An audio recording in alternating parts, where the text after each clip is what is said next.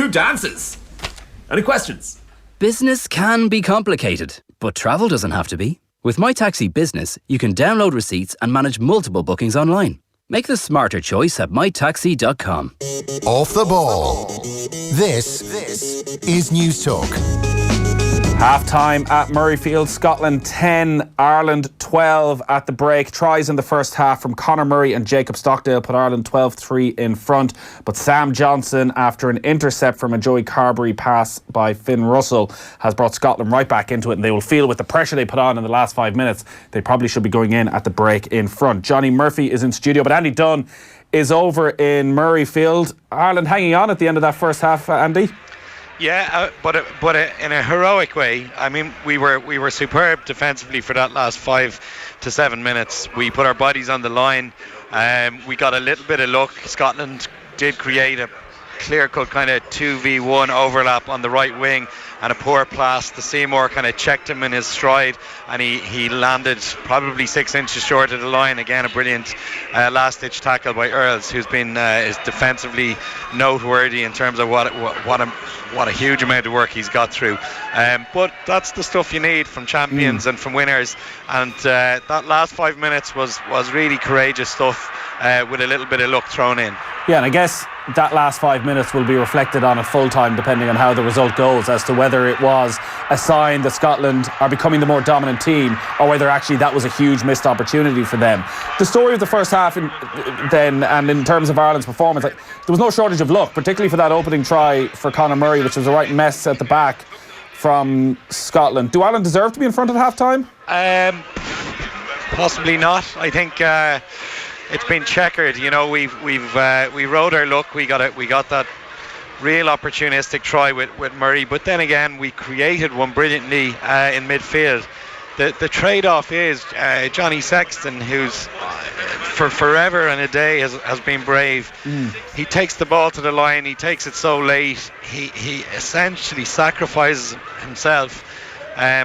He delayed the pass so well, but it opened up the gate for Stockdale, and Stockdale, strode away. We scored from 50 metres out. It looked amazing, but Sexton took an absolutely bone-shuddering hit, and it was a second or third. And then he came off 10 minutes later, so you kind of scratch your head and you think, okay, the poor guy, he's done his absolute best for the team. He's created the try, but he's also put himself in the firing line, and again he's not going to finish out the game. It doesn't like it's had a huge influence then, because obviously he's so central to how Joe wants us to operate. He's so fundamental to that structure and shape. When Joey comes in, it's a different equation, and then Joey throws the intercept to Finn Russell, which brings them back into the game. So it's been very mixed bag from Ireland. It's not been without fortune, it's not been without bravery, but it certainly looks kind of haphazard for a Joe Schmidt side. It's certainly not as dominant as we've become used to. What are the conditions like? They're absolutely fine. Okay. I mean, it's kind of been 3 or 4 seasons in a day. Real Irish type weather as well. It was raining, it was windy, blue skies now, sun splitting the skies. I'm bending down to look upwards, if you get me.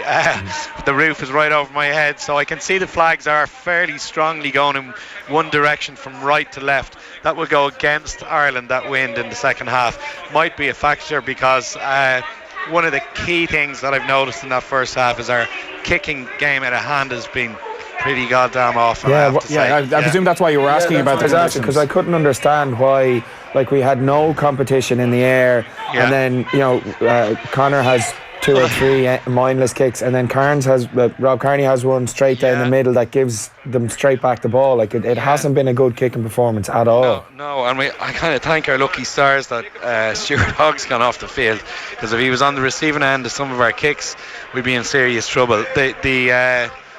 The 3 key kind of guys for kicking are Murray, Sexton and Kearney. Murray, I can't. I mean, one of the listeners had sent in, are we ever going to stop this tactic of kicking the ball mindlessly in the air 10 to 15 metres? That's a good tactic if you can compete in the air and win the ball back. But to me, it's something I've kind of moaned about for a while. I'd rather see it go back to Johnny Sexton and him kick it 60, 70 metres and give them the ball further down the field and trust their defence. But regardless, we have certainly stuck to our guns in doing that aimless kicking. I can't get it. I don't understand why Murray is doing it, why he's persisting. And then again, his accuracy has deserted him too. He's kicked some of them high and close to the touchline, some of them kind of wasteful and long. Either way, both styles of kick have not had a sufficient kick chase, and it's given Scotland away possession.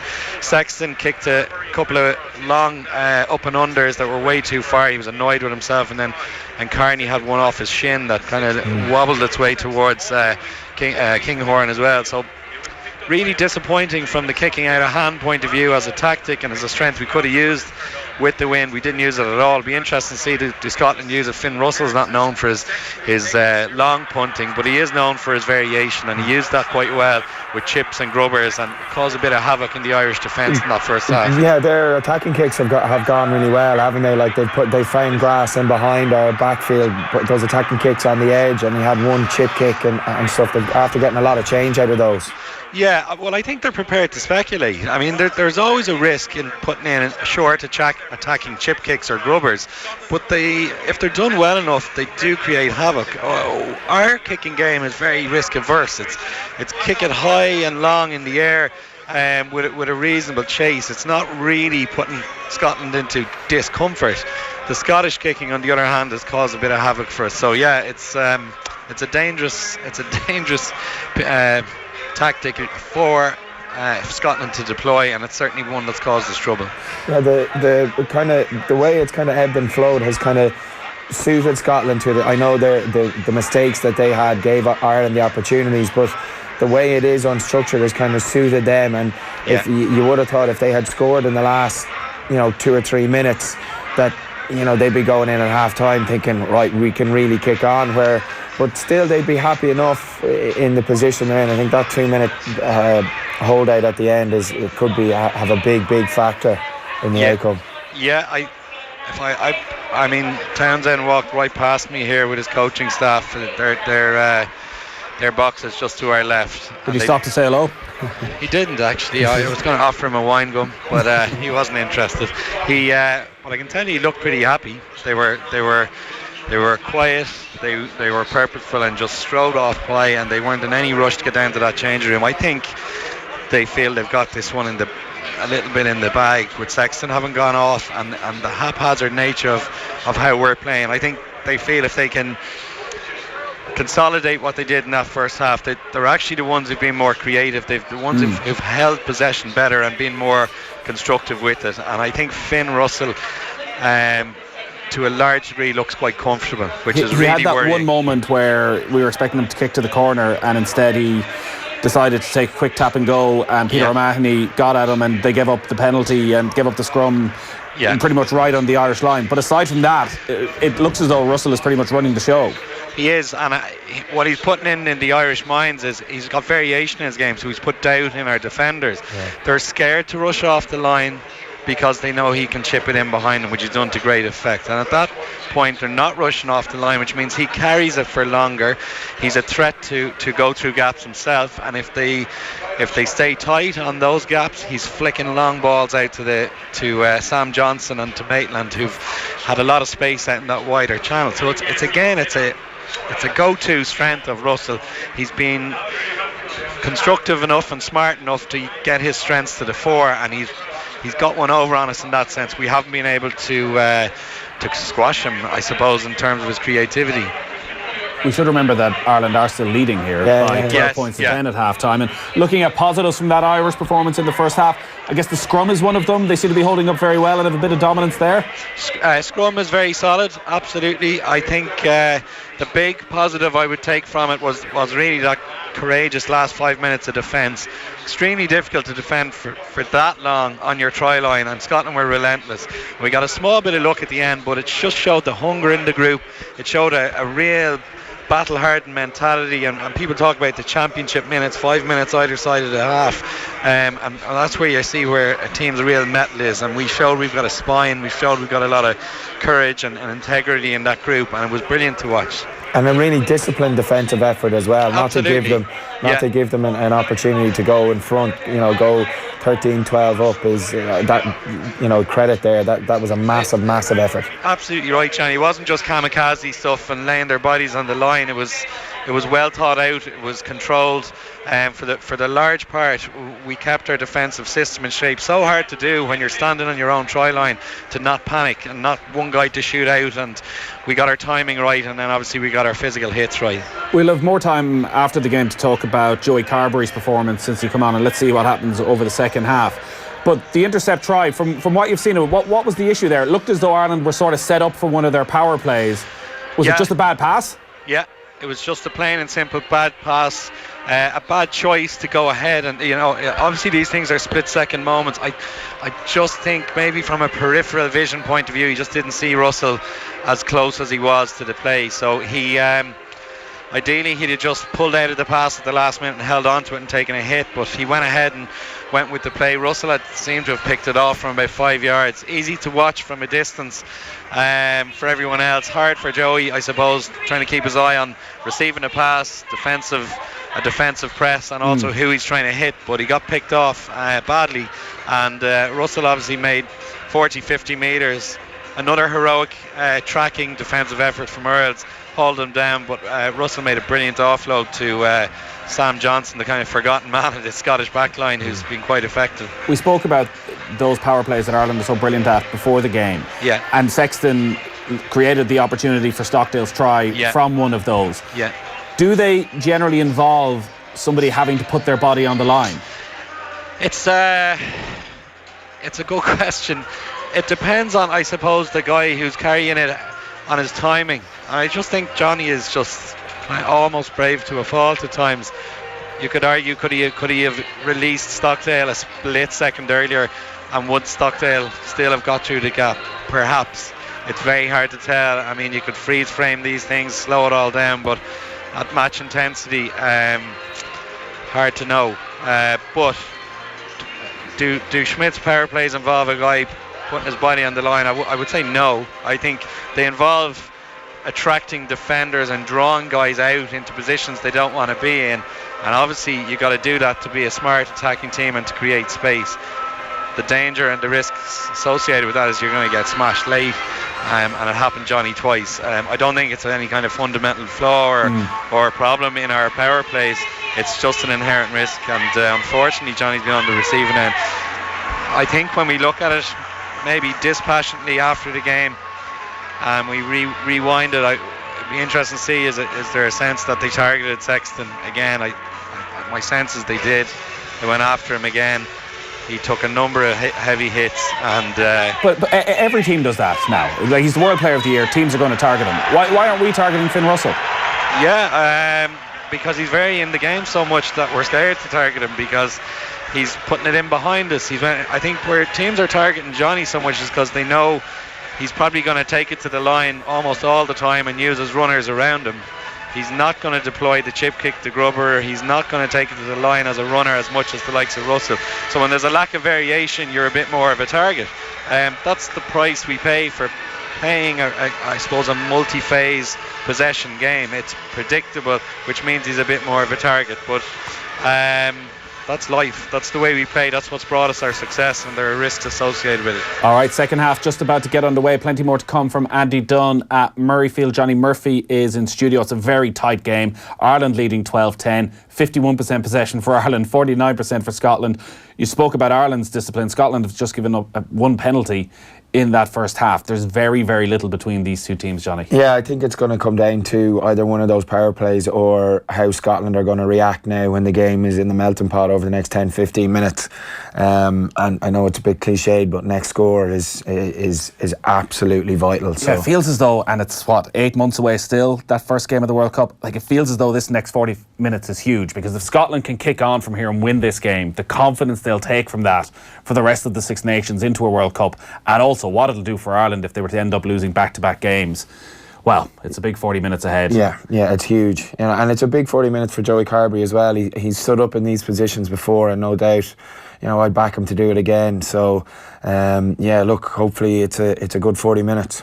So we are live on all our streams, facebook.com/offtheball, youtube.com/offtheball, on Twitter @offtheball. You can text us on 53106. You literally cannot get away from us this afternoon. Close eye on all the rugby and on all the football as well, because Shane Keegan has joined us in studio. Nathan, how are you? How are you? I get the sense that this went to a rugby school. This was supposed to have been a lot more straightforward, and we were supposed to be able to casually discuss soccer for the afternoon. I don't know. Listen, I get the feeling the soccer could be taking a bit of a back seat for the next little while. Kevin Kilbane is with us as well at the Amex. How are you? I'm very good, mate. How's things? All good? Lovely jacket. Oh, thanks. It's pretty cold here, actually. Is it? Pretty nippy. Yeah, nippy day down the south coast of England here, yeah. Are you spending your Saturday night in Brighton? No, I'm on the flight back to Dublin tonight, yeah. So it's not too bad. I met a fella on the plane when I was at the West Brom game on Wednesday, the Brighton-West Brom game. So I met him again today. He's a Brighton fan, so he's giving me a lift back to the airport, so I'm sorted. Oh, what a networker. What a networker Kilbane is. Nicely worked. Bloody hell. Happy days. Wow, and he'll still claim the expenses as well off the BBC. This is the genius of the man. This is the genius. Win-win. Win-win, damn right it is. There's been a goal in the 3 o'clock kickoffs in the Premier League. Let's go to the John Smith Stadium. Huddersfield against Arsenal. Lee Stott. It's Huddersfield 0, Arsenal 1. A very deep cross from the left side by Kolasinac from the left. It was hit on the volley by Alex Iwobi, and it took just a slight deflection of Terence Congolo. It was enough to fool Ben Hamer in the Huddersfield goal. It means Arsenal have the lead. Huddersfield Town 0, Arsenal 1. Noah Aubameyang for Arsenal today. He is out through illness, as is Mesut Ozil. Chance for Liverpool to go top of the Premier League once again. They need a point against Bournemouth to do just that, but really for the title race they need all 3. Watching that game at Anfield is Shane Pennington. It's Liverpool 0, Bournemouth 0, but Liverpool starting brightly here in this game so far. They've had a couple of good chances already. Mo Salah's 12-yard effort just over the top of the crossbar, and then a lovely ball from Salah finding Roberto Firmino on the left-hand side of the penalty area. His shot well saved by Artur Boric. At the other end, Ryan Fraser's the sole chance for Bournemouth. An effort from 18 yards, of course, a good save out of Alisson, and a Liverpool goal. It's Liverpool 0, Bournemouth 0. Marco Silva was struggling to get a warm welcome from either the home supporters or the away supporters at Vicarage Road today. It's Watford against Everton. Andrew Cheal. Watford 0, Everton 1. Really should be 1-0 to the home side. Capoue from Deeney's nod down inside the penalty area, inside the 6-yard box. Capoue looked offside. There was no flag though, and with the goal gaping absolutely open, he blasted his shot straight at the goalkeeper, who managed to deflect it over the bar. Watford enjoying the greater possession, but apart from that one chance, neither keeper has had anything at all to do. It's very average indeed. Watford 0, Everton 0. It's a London derby at Selhurst Park. Palace against West Ham. Guy Swindles. Crystal Palace 0, West Ham 0. Palace have had most of the ball, and in Zaha, probably the game's most dangerous player, but really have failed yet to test Fabianski in the West Ham goal. Not so at the other end. West Ham playing on the break have created 2 very good chances. First for Fredericks, secondly falling to Snodgrass, but on both occasions the keeper was up to the task. Palace then, more of the ball, West Ham more of the chances, 0-0. And next to St Mary's, Southampton against Cardiff. Alan Lewis. Southampton 0, Cardiff 0. Southampton the brighter of the 2 teams in the opening stages. Their best chance so far, a cross from the left-hand side, almost turned into his own net by Sol Bamba. Before kick-off, we had a minute's silence to remember Emiliano Sala, impeccably observed by everyone inside St Mary's. Southampton 0, Cardiff 0. Earlier today, Manchester United moved up to 4th. A 3-0 win away at Fulham. A couple of goals for Paul Pogba. The late game is the game Kev is at between Brighton and Burnley. In the Championship, there was a 100th minute equaliser for Leeds United from Calvin Phillips to rescue a 1-1 draw away against Middlesbrough. In the 3 o'clock kickoff, Martin O'Neill's Nottingham Forest are 1-0 up against Brentford. Lewis Graben with the goal there. Birmingham 1-0 up away against Queen's Park Rangers in that game. Last night, if you missed it, there was a cracker at Villa Park where Aston Villa came from 3-0 down with 8 minutes left to draw 3-3 at home to Sheffield United. The impact that Glenn Whelan made in those final minutes. Single-handedly turned the game, didn't he, Nathan? Pure inspiration. I looked out. I massively looked out. I literally turned on with 10 minutes left. Oh no! It was a one turned on, not turned off. So it was perfect. Sorry, brilliant. Yeah, no. I had to laugh. I saw his somebody retweeting a tweet from his wife where she said, Glenn doing a superb job at coming on and roaring and shouting at everybody to make them play better, and that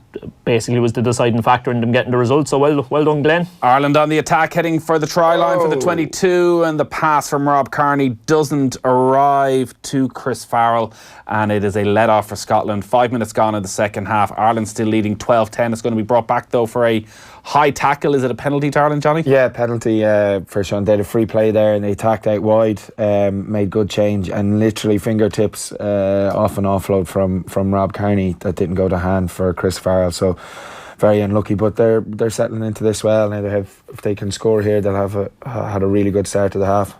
The penalty is a fair distance out. Is Carberry going to go to the corner? He is. Some full-time scores from the Little Ireland Ladies National Football League Division 1. Galway 1-9 to 1-7 winners over Monaghan in Division 2. It finished as a draw between Kerry 15 points and Waterford 2-9. In the All-Ireland Club Senior Hurling Championship semi-finals, it is St Thomas's of Galway 8 points, Cushendall of Antrim 1-2. An early penalty from Neil McManus getting the goal for St Thomas's in that game at Parnell Park. Ballygunner up against Ballyhale in Semple Stadium at 5 o'clock. And in the All-Ireland Junior Club Football Final, Beaufort of Kerry lead Easky of Sligo by 2-6 to 1 point at Croke Park. So that is you up to date with everything that's going on elsewhere. But there's been a goal at Anfield. Liverpool against Bournemouth. Shane Pennington. It's Liverpool 1, Bournemouth 0, and Sadio Mane has got the goal for the home side. It came from a corner from the right-hand side. Milner's initial ball in was easily cleared, but the ball came back to Milner on the right-hand side, and his cross in was perfect for Sadio Mane to head home from 6 yards out. It's Liverpool 1, Bournemouth 0. Yeah, and you can hear the atmosphere and the noise at Anfield there behind our reporter Shane Pennington as Liverpool take the lead at home against Bournemouth, and Sadio Mane with the goal, his 12th Premier League goal of the season. It is the 4th Premier League game in a row that he has scored for Liverpool. Kev, Sadio Mane, I've always felt in a way that he's one of the first names on Jurgen Klopp's team sheet, because even if he doesn't score, he offers so much defensively. There's such energy to his performance all the time, yet still you hear a lot of criticism of. Maybe it's because he misses so many chances. Yeah, I think he does. I think he's not as productive probably when he gets his chances as maybe a Mo Salah is. When he's one-on-one, you fancy Mo Salah, whereas Mane does miss quite a few, doesn't he, when he gets in one-on-one positions, usually due to his pace. So, yeah, but I wouldn't necessarily see that it's a major issue for Jurgen Klopp there. You mentioned there one of the first names on the team sheet. If you put your best 11 out for Liverpool, he's clearly in that side. He starts every game. He's got the class, he's got the quality. I think his work rate's probably something that's overlooked at times. He's great, I think, at times at getting back and helping Andy Robertson out. So I think overall, there's no problem with him. He's an excellent footballer, yeah. So they've got their early goal anyways, Liverpool, and maybe that eases the pressure, and you can hear it seems as though the atmosphere is very positive around Anfield after that goal. Your voice raised up a few notches when that Liverpool goal went in. We're trying to create some atmosphere. We're trying to create some atmosphere for the people listening at home. This is what's going to happen during a title race. I know you're keen to play down the fact there's a title race because you just don't want to get involved in it for some reason, but we're trying to create a little bit of a buzz around the title race. Not at all. I thought the title was over. I thought that was it, done and dusted, wasn't it? Oof! Wow, he really has a set on Liverpool supporters. It's strange. I wonder why that could be, Kev. It's not like the Everton supporters love him or anything.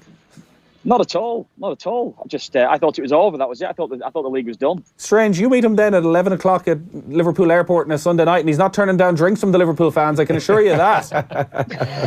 Kev, just wondering, in terms of being over at Brighton there at the moment, are they still a club that are very, very much kind of appreciative of the job Chris Hughton has got, or have they reached that level where they're almost taking it for granted yet? Like, from the outside looking in, I mean, he's continuing to do an absolutely phenomenal job there, is he not? Yeah, it's a great point. I was actually talking to the press officer there this morning, talking to a few guys around his, not necessarily his immediate team, but the staff that's around him. And very much so, fully respectful of what Chris has done. And you do get that sense. It's actually my first time I've been to the stadium. I've never been here before. So, you get the chance here today to see what it'll be like, what the atmosphere will be like here. I've heard very good things around the place. But just from speaking, I said to the staff I was speaking to early on this morning, very much appreciative of what he does. I think even talking to him about how he's setting up his squad here now as well. That I mentioned before, I was at the West Brom game midweek. There was a number of changes in the game, but I think they've been quite impressed with the signings that he's brought in and how he's getting the best out of one or two players. Even talking to him about Glenn Murray. They signed, who's a lad from Leicester, Nathan, who they signed, who was initially here at Brighton. They signed him last year, the centre forward. I'll get his name in a sec for you. But they signed him last season, and there was the talk was like Glenn Murray was under a bit of pressure then, whether or not he's going to get starts. His game went on to the next level, and they're saying like largely down to what Chris has done with the players here. He's working wonders with them. So yeah, I think that the squad that they've got 1 to 20, I think here now, which is a great thing for certainly at Premier League level. I think they've got a very good squad, and Chris is doing a wonderful job. Yeah. Jurgen Lecadia? No. Okay. Well, this is well, that's who I thought he was speaking about, but he'd never. Leonardo Ulloa. Ulloa, that's him. Ulloa, yeah. We got there in the end. That was the main thing. No, that was the thing. I think he works it well. I said, particularly someone like Glenn Murray, 35 years of age, and he's getting better and better. I don't think he's the sort of player that would have had particularly good pace as he's come through the ranks, but his positional sense is getting better and better because he knows the game a bit better. So it's great. He'd work all day for you as well, I'd imagine. You're pretty sure the centre backs won't be given too long on the ball as well, and certainly kind of leads the line in terms of working from the front, I'd imagine. Yeah, definitely. You see it all the time now. Certainly, Premier League sides really play with two up front. So when you're playing that role and the way that Brighton do play, they drop quite deep at times, deny spacing behind. You're going to be quite isolated playing as a striker. You've got to try and work your way into the game. You might not necessarily get a lot of touches of the ball. And when you do get touch of the ball, it has to be with real quality. Hold-up play has to be spot on, allowing players to get forward in support of you. The other lad in midfield I've been quite impressed with, Bissouma. I was really impressed with him midweek. And the talk of, he's 22, he's a Malian. They say that he's going to get better and better. He's going to be an excellent midfield player. But I was impressed with him when I saw him for the first time midweek against West Brom. What's your sense then? I know it's your first time there, but from talking to people around the club then of what the ambition is for Brighton. Is it just to become a steady Premier League team over the next few years? Well, we didn't get that in depth actually, Nathan, this morning. But I think you look at it again. You're outsiders looking in. You're looking at someone like Burnley, aren't you? You're looking at a club like that to say, well, look, how have they done it? What have they done? They've developed the training ground. They've developed infrastructure around the ground. They've got, said, for my first time here, I think you've been here yourself, Nate. It's a great stadium. They've got everything right. Everything's in place. I believe the training ground, training facilities here is top class as well, as you would expect. And everything's been done around it. So I think at the moment, it's about stabilising themselves. I was listening to Chris Hughton midweek talking about this game.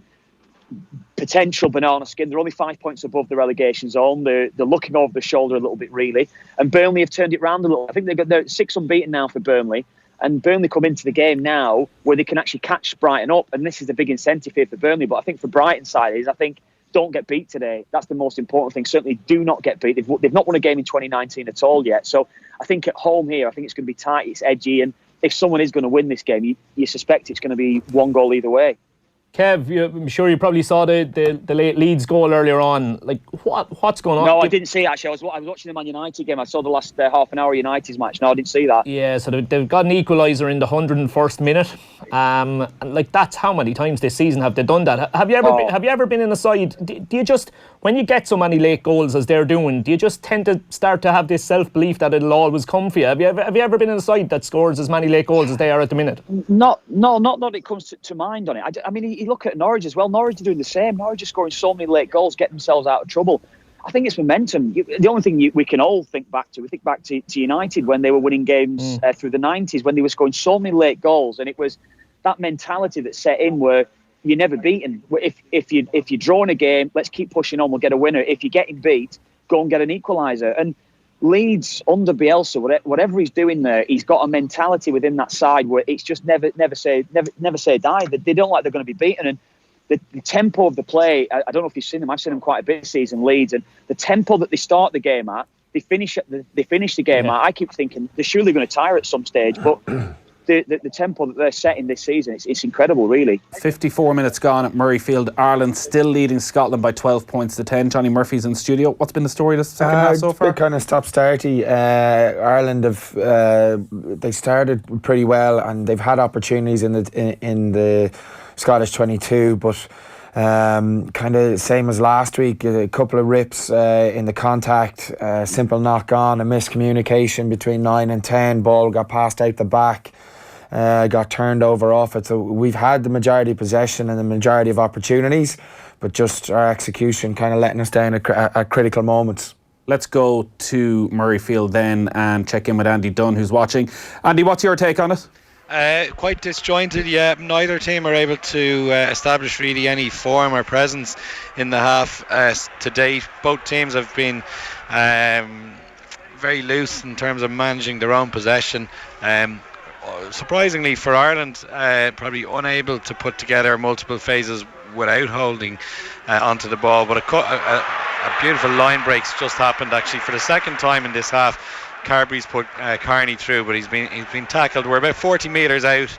It does look a bit wayward and disjointed for both sides. So Joey Carberry's just made a line break, and I think we're going to score. We are. Keith Earls in the corner. Yeah, we've scored.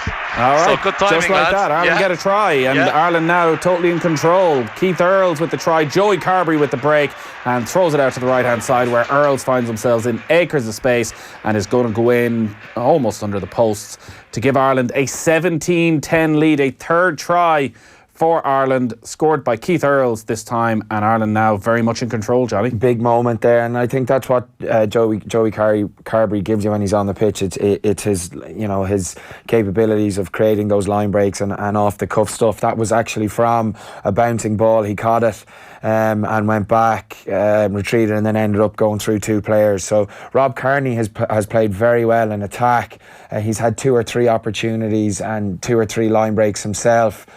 Putting Ireland on the front foot. He's had a very, very good game attackingly today. There's been a goal at Selhurst Park. Crystal Palace against West Ham. Guy Swindles. Crystal Palace 0, West Ham 1. Hammers taking the lead through a Mark Noble penalty. All a bit of a muddle in the build-up towards the spot kick, though. A free kick belatedly given for a foul on Hernandez. Palace not happy about that. Then the deflected free kick was nipped ahead brilliantly by Rice towards Antonio, and it was rather apologetic as the keeper, Guiata, got in a muddle, took out Antonio, and the referee had to give the penalty. Nicely taken, though. Crystal Palace 0, West Ham 1. Joey Carberry standing over this conversion. Ireland leading Scotland by 17 points to 10. This to make it a 2-score game. Carberry, a couple of deep breaths. It was his break that set up the third try for Ireland for Keith Earls. And this will be a big, big score up in Murrayfield. And no problem at all for Carberry. He's shown huge improvement with the boot over the last few months with Munster, and Ireland now lead 19-10. Yeah, it's important now. 3 tries, given what happened last week, giving England a bonus point, in terms of the championship, that we really put the foot down now and try and close this game out. But get a bonus point now. Really, that's what we need to do. Obviously, win the game, but if every opportunity needs to be pushed to try and get that 4th try to get 5 points out of today. Just a public service announcement for our listeners and for Kevin Kilbane. There's been a goal at Anfield. Don't read anything into it, but there has been a second goal at Anfield. Shane Pennington can tell us who it went to. It's Liverpool 2, Bournemouth 0. A quite fantastic goal from Johne Wijnaldum has doubled Liverpool's advantage here. A lovely ball forward from Sadio Mane. It was Wijnaldum who made a deep run from midfield, and from the edge of the area he nonchalantly lobbed Artur Boric into the right-hand top corner of the net. It really is a fantastically taken goal. It's Liverpool 2, Bournemouth 0.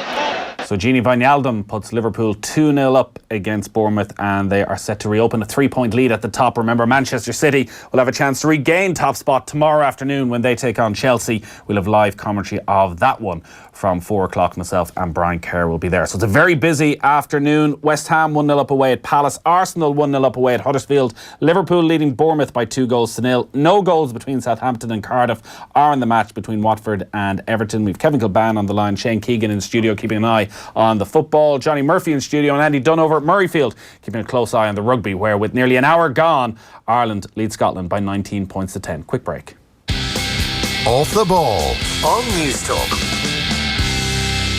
The National Children's Hospital's been mired in controversy over spiralling costs of the new facility. These are eye-watering amounts of money for a project that's gone from 800 million to 1.4 billion. The build originally for 450 million, and another 300 million would be needed to 650 million euro to 1.7 billion and rising.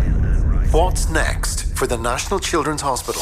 It's been an extraordinary 12 hours in terms of the material that has emerged. Is Simon Harris's version of events credible? No, it's not. €4 million bet, and that's Minister Harris's interpretation of good value for money. Everybody wants the Children's Hospital. They want it to be a brilliant facility. They just don't want to write a blank cheque for it. The Minister for Health should do the right thing, solve this problem and step out of office. I have absolute confidence in Simon Harris as Minister, but obviously I'm not going to preempt what he's going to say in the Dáil next week. Stay ahead of the story with News Talk. On air, on newstalk.com and at News Talk FM on social. There's only one thought that comes to mind when you first see the all-new Lexus ES, and that's bold elegance. It perfectly captures what this luxury saloon represents. Brave design meets supreme comfort, powered by our self-charging hybrid technology and enhanced by cutting-edge Lexus Safety System Plus, making the new ES ready for the future. You see, bold elegance. Nothing is crafted like a Lexus. Test drive the all-new ES and our range of self-charging hybrid saloons at your Lexus retailer, where you can choose from a range of flexible repayment options. Lexus. Experience amazing. Some things just work better when they're put together, like tea and toast. good one, sunshine and sunnies. Ah, bring it on. And of course, there's Murray and Sexton. A perfect partnership. Here's another. Bank of Ireland and Aer Lingus. We've teamed up to bring you Air Credit Card, so you can say hello to some pretty smart travel rewards. Now that definitely works. Buy smart, fly smart with Air Credit Card and let the adventures begin. Search Air Credit Card to find out more. Rome and pizza, that's another one. Air Credit Card is brought to you by Bank of Ireland in partnership with Aer Lingus. Over 18s only. Lending criteria, terms and conditions apply. Subject to a monthly fee of €7.99. Bank of Ireland is regulated by the Central Bank of Ireland. Can I get a receipt? Yep. This is it. After years of been rolled up within an inch of my life, it's finally happening. I'm free! There you go. What? Oh, you might have me for a minute, buddy, but not for long. Where's it gonna be? The wallet? The bag? Or the pocket, eh? There's your first mistake. This won't hold me for long, pal. Receipts have a mind of their own. Go paperless and manage your travel expenses online with My Taxi Business. Make the smarter choice at mytaxi.com. Little Emily, before you, I never knew what the world looked like at 4 a.m. I never knew nappies had a wrong way round. I never knew I'd feel worry deep in the pit of my stomach when I heard you cough. So I'm glad I found out about undertheweather.ie. It's always open and gives great advice from GPs and pharmacists on how to treat everyday illnesses yourself at home. But you knew that already, didn't you, Emily? Undertheweather.ie from the HSE. Dreaming of a sunny beach break? Fly Air Arabia direct to Agadir, Morocco's premier sun destination. Flights from Dublin start at €59 one way, including taxes. Book at airarabia.com. Air Arabia. Where next? T's and C's apply. This week at Dunne Stores, we're treating you to some amazing Valentine's Day value, like our indulgent meal for two deal. That's a main course, a side, and a delicious dessert for just €10, with lots to choose from in each. And with our exclusive €10 off every 50 grocery voucher, you'll save even more as you indulge this Valentine's. Dunne Stores, always better value. See online for terms and conditions, minimum spend required. With over 1,200 car dealerships and 1 million car ads viewed every day, it's no wonder Done Deal has more car buyers and sellers than any other website in Ireland. Find your next make and model on Done Deal. Discover and drive. At the Perfume Shop, we have the perfect Valentine's gift. One for him. Boss Bottled Night. Only €41 for 100ml. Saving €48 off the RRP while stocks last. Also, we're offering an amazing 20% off everything else until Sunday when you spend €60 or more in store and online. T's and C's apply. See our website for details. With Virgin Media, you can build up the entertainment and tear down the price. Switch to Virgin Media today and get superfast broadband and TV for just €49 a month for an awesome 12 months. The sale that stacks up. Now on. See virginmedia.ie. T's and C's apply. See virginmedia.ie. 12-month contract. Offer ends 27th of February 2019. Feeling the chill? Try the latest heating technology from Dyson. The Dyson Pure Hot Plus Cooling intelligently purifies, heats and cools you. For more information and a full demonstration, call to Power City today. Having a flutter? Top tip, QuinBet.com. Ireland's newest online sportsbook and casino. For all your horse racing, football, casino and more, QuinBet has you covered. With live in-play markets on mobile, PC and app. QuinBet.com. Terms and conditions apply. Gamble responsibly. Visit gambleaware.ie. Off the ball. This is News Talk. Oh, that's a big Laidlaw's kicked the penalty for Scotland. It's Ireland 19, Scotland 13 at Murrayfield, but a bad mistake there. Was it Blair Kinghorn? Yeah, off just a long exit box kick just to try and get back up the field from Conor Murray, and no one around him, and he just drops it. That gives Ireland a massive attacking opportunity just outside the 22. Again, our kick game hasn't been fantastic.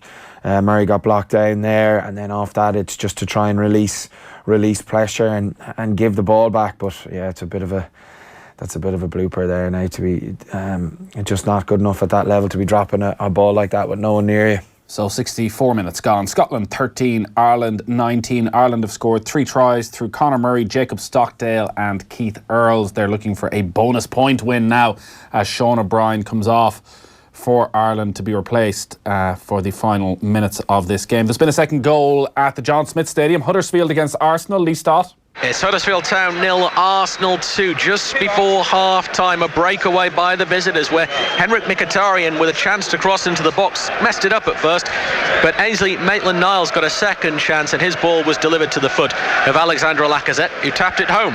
Huddersfield Town 0, Arsenal 2. Liverpool are set to go back top of the Premier League, 2-0 up at home against Bournemouth. West Ham are 1-0 up away against Crystal Palace. No goals between Watford and Everton or in the game between Southampton and Cardiff. In the Championship, Alan Brown has scored yet again to give Preston a 1-0 lead against Bolton. Kev, I'd say there's a lot of love for Alan Brown at Preston. Yeah, very much. I think that's 11 now for him for the season, isn't it? Got into double figures, more than last season. He's playing in a really good position for Preston, where he's playing ahead of the midfield. It'd be 4-4-1-1. He's the one that's behind the striker, and he's got a bit more license to get forward. I think his game's gone on to a new level, and I think I told you a story. I had him over at Hull when I was coaching there. I think he was only 16. He's recommended to me from Ringmahon Rangers, and he had something then. Hull were actually offered him for, I think it was an initial payment of €2,500, and they declined it. And it's incredible when you see it. And we wanted to take him, and anyway, it never happened one way or another. And I was delighted when he ended up going to Preston, and he's gone on a great career. Now he's seriously knocking on the door. Mick McCarthy, I'm sure, will be watching him. He'll have his people watching him as well, and it'll be good. It'll be good for him to hopefully now establish himself in the international setup. And he's still only 23. It feels as though he's been around for quite a while at this stage, and he's been in and around the international setup as well. He's got 3 caps at this stage. Do you think he's good enough to force his way into the reckoning for a starting position in the Ireland team? Well, I think he's got to establish himself first of all in the squad. I think that's the most important thing for him, because he's been very much in and out. He's played a couple of the friendlies. I think that's the most important thing now. He's got to establish himself over a year. But potentially, yes, I do see him as a starter further down the line. I think he's got the ability. I think he's that type of player that when you play in international football, which is something that we've not had for a long time. When was the last time we've had at international level a midfield goal scorer, someone that's prepared to get forward and get goals? We've not had it for a long time. So I think potentially, if we are going to play a 4-5-1 system or a 4-3-3, where he can maybe play the more advanced midfield position to try to get forward, I think he's your ideal man to do that.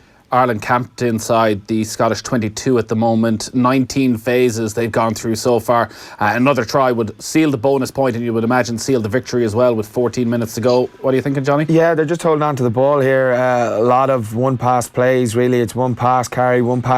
Now they've kind of gone in from the touchline into kind of the middle of the posts and then back again, but they haven't made a whole lot of ground.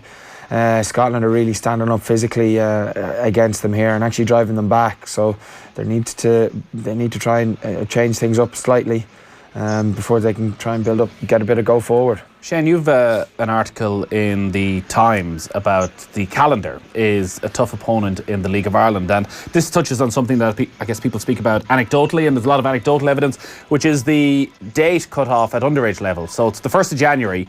So if you're born 31st of December, you go through it that you're at a distinct advantage, it seems, if you're born later in the year than earlier in the year. Yeah, absolutely. I think it is something that people have probably come across. Malcolm Gladwell brought out a book a good few years ago at this stage. He brought out a book, Outliers. That was probably the first time I came across kind of mention of just how much of an impact your date of birth can have on your potential sporting career. So it was something I was kind of keeping an eye on after that. I read some research then that somebody down in Laura Finnegan down in Waterford IT did, where she actually looked at the players going into the emerging talent centres right across the country. And I mean, the results she got back were that there was a massive weight imbalance in terms of first quarter of the year compared to the second, to the third, and then to the fourth. I think it was like 3-1 in terms of first to fourth. So yeah, it just got me thinking of League of Ireland, but I didn't expect to see it as extreme as I saw it when I went looking at the League of Ireland numbers. I don't think anyone would have expected it to be as extreme. So over 250 players currently signed by the 10 Premier Division clubs. 5 of them were born in December. Yeah, it's incredible, isn't it? Now, as I say in the article, they might be short in quantity, they're not short in quality. I mean, the 5 names, you're looking at Lee Grace, Chris Shields, Chris Forrester, Ronan Finn, Graham Cummins. Be a decent 5-a-side team. Which would also suggest that they are the outliers, that their talent was so good that they were able to make it despite That's it. being younger than those in their age group. That's it, yeah. No, look, it just got me thinking. I'd had Lee Grace, I had him at both Wexford and at Galway, and I'd known that Lee was, it's a conversation I've had a couple of times. I remember saying it to somebody on a bus journey on the way up, and Lee kind of said, I'm in December, and I got through. So, yeah, I went down to Lee and sat down and had a bit of chat, but he said it absolutely. Lee Grace didn't appear in the League of Ireland until he was 21, and he said it held him back massively. As you say, naturally it would. In fact, what I didn't touch in the article, I was just talking to Laura because I wanted to fact check 1 or 2 things with her before I put the article out there, and something I didn't really have the word count to mention in it was, she was saying it also has a massive bearing obviously on mental maturity. And I think could be possibly involved in some research at the moment, or has done some research that shows vast majority of captains of teams are born in January, February as well, because they've always been more mentally mature and therefore have been captain of their under 10s, and that follows through the whole way through their career, and they end up captain of their senior sides. Yeah, it's pretty fascinating to see it written down. And you say finally some research has been done on this, and when you say it's so stark in the League of Ireland, Johnny, you wanted to come in on this? Yeah, no, I had a couple of the Kiwis that I would have played with, they've done studies down there, and that actually professionals would actually, down there's a higher percentage of professional rugby players that come from at the end of the year, and also younger brothers. Yeah. So they are getting used to, so you chase your older brother around and he's throwing a ball at you from so there's actually I've read some of those studies. It's actually incredibly interesting. There's been another score for Ireland, a penalty for Joey Carberry, so it's 22-13 now with 10.5 minutes left. What happened to the penalty? That series of phases of attack, they kept in the same area of the park. The 7 chased the ball, went off his feet, kind of a needless penalty after kind of 23 phases of holding Ireland out, going backwards, chased the ball at the wrong time, and they decided to kick for post. So back to that 9 points, so they've got 10 minutes to try and get a bonus point. Kevin, is this something you would have come across, that your date of birth played a big part in getting on underage teams, that if you were born, and you were born at the start of the year, you're 1st of February, so you're a good bit more mature when you're 8-9 than somebody who was born November, December. Yeah, it was different though when I was. The rule changed. It went on the year. It used to follow your school years. So it used to be 1st of September. Same when I was in England. Okay. It does in England. So in England, Will Clark responded to, when I put the article up, Will Clark, who's heavily involved in the whole Kevin's Bows thing, he responded just saying that on the flip side, it's a massive advantage to be born late in the year when you're looking at going across the water, because theirs, as Kev says, runs with the school year. Yeah, I was probably bang in the middle, I suppose. It's interesting, something that Johnny said there. There was definitely the biggest influence on my career was certainly my brother. I think older brother. My brother was a very good footballer himself, so you're always getting to a level with him, or trying to get to a level with him. So I was playing 2-3 years above my age group when I was like 9, 10, whatever it would be. Even when I was hitting 13 and 14, I was playing a year above my age group then. So that's largely down to my brother, I'd feel, because of the influence that he would have had on me when I was a kid. Has there been anything done? Is there anything that can be done to correct it?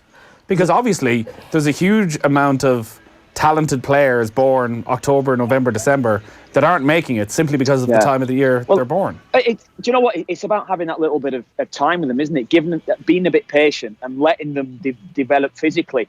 You'll see it sometimes, even if they're technically more gifted than a player that's stronger at 12, 13, the stronger lad will always get picked ahead of him if that's the way it is.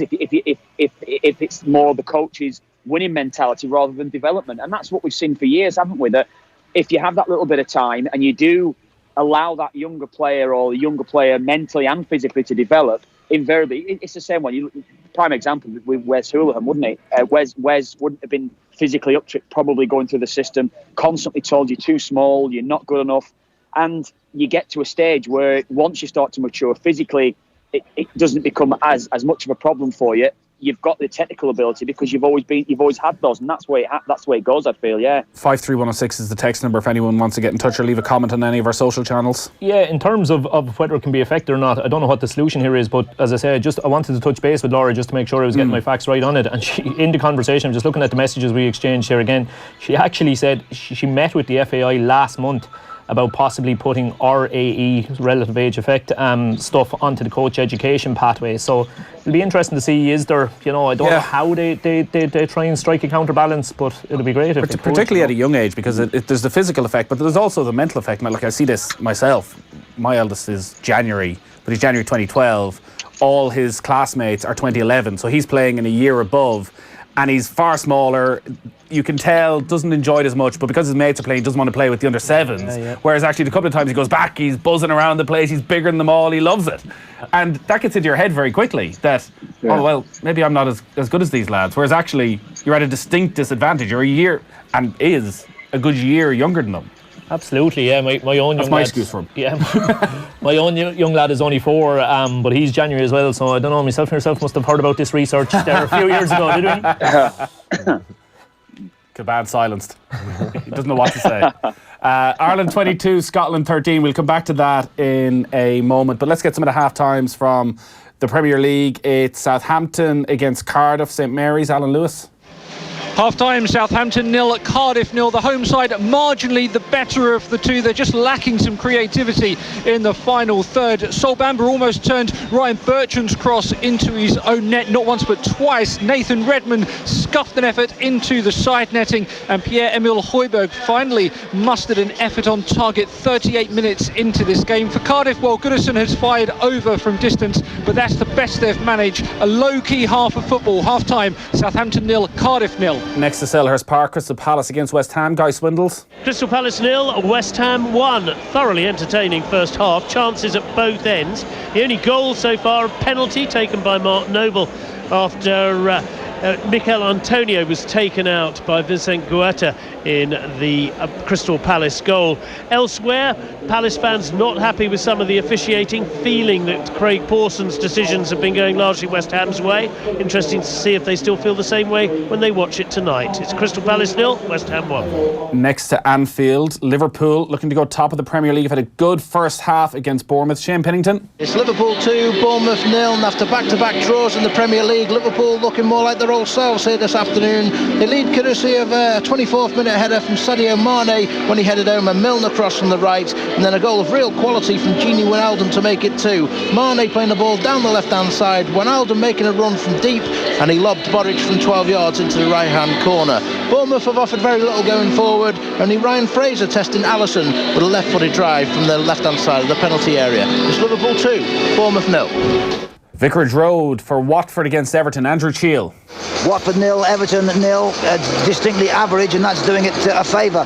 Capoue for Watford, one chance, blasting over, touched by the keeper. It looked easier to score. Everton's Zuma put in a tame header that Foster in the Watford goal could have saved one-handed. Foster was stretched a minute later to palm away a decent 20-yarder from Tosin.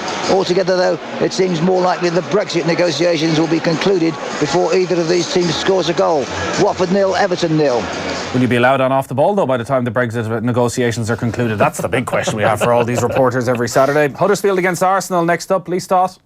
It's Huddersfield 0, Arsenal 2, and the visitors' second goal came just before the break. A counter-attack saw Henrik Mkhitaryan initially waste the chance to cross, but Ainsley Maitland-Niles got a second bite, and he delivered it to Alexandre Lacazette to tap in. They'd gone ahead through a deflected Alex Iwobi strike. He actually had the ball in the net a second time, but it was ruled out for offside, and replay suggested that might have been the wrong decision.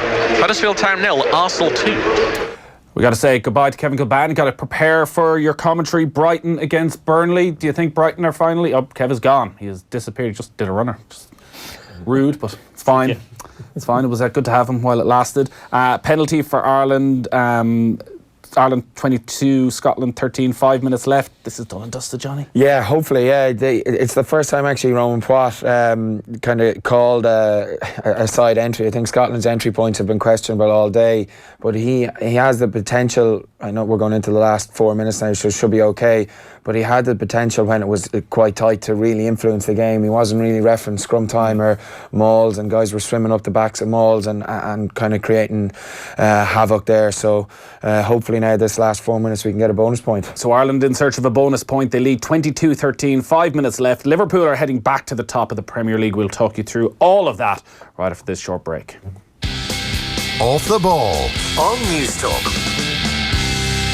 Join the conversation on Facebook and Twitter. Peugeot's exciting lineup of SUVs at Gowan Motors Navan Road includes award winners like the 3008 and the best-selling 7-seater in its class in 2018, the 5008. The iCockpit interior delivers a driving environment like no other, standard across the Peugeot SUV range. Visit Gowan Motors Navan Road today and discover the allure of Peugeot. Buying a house shouldn't be all about red tape.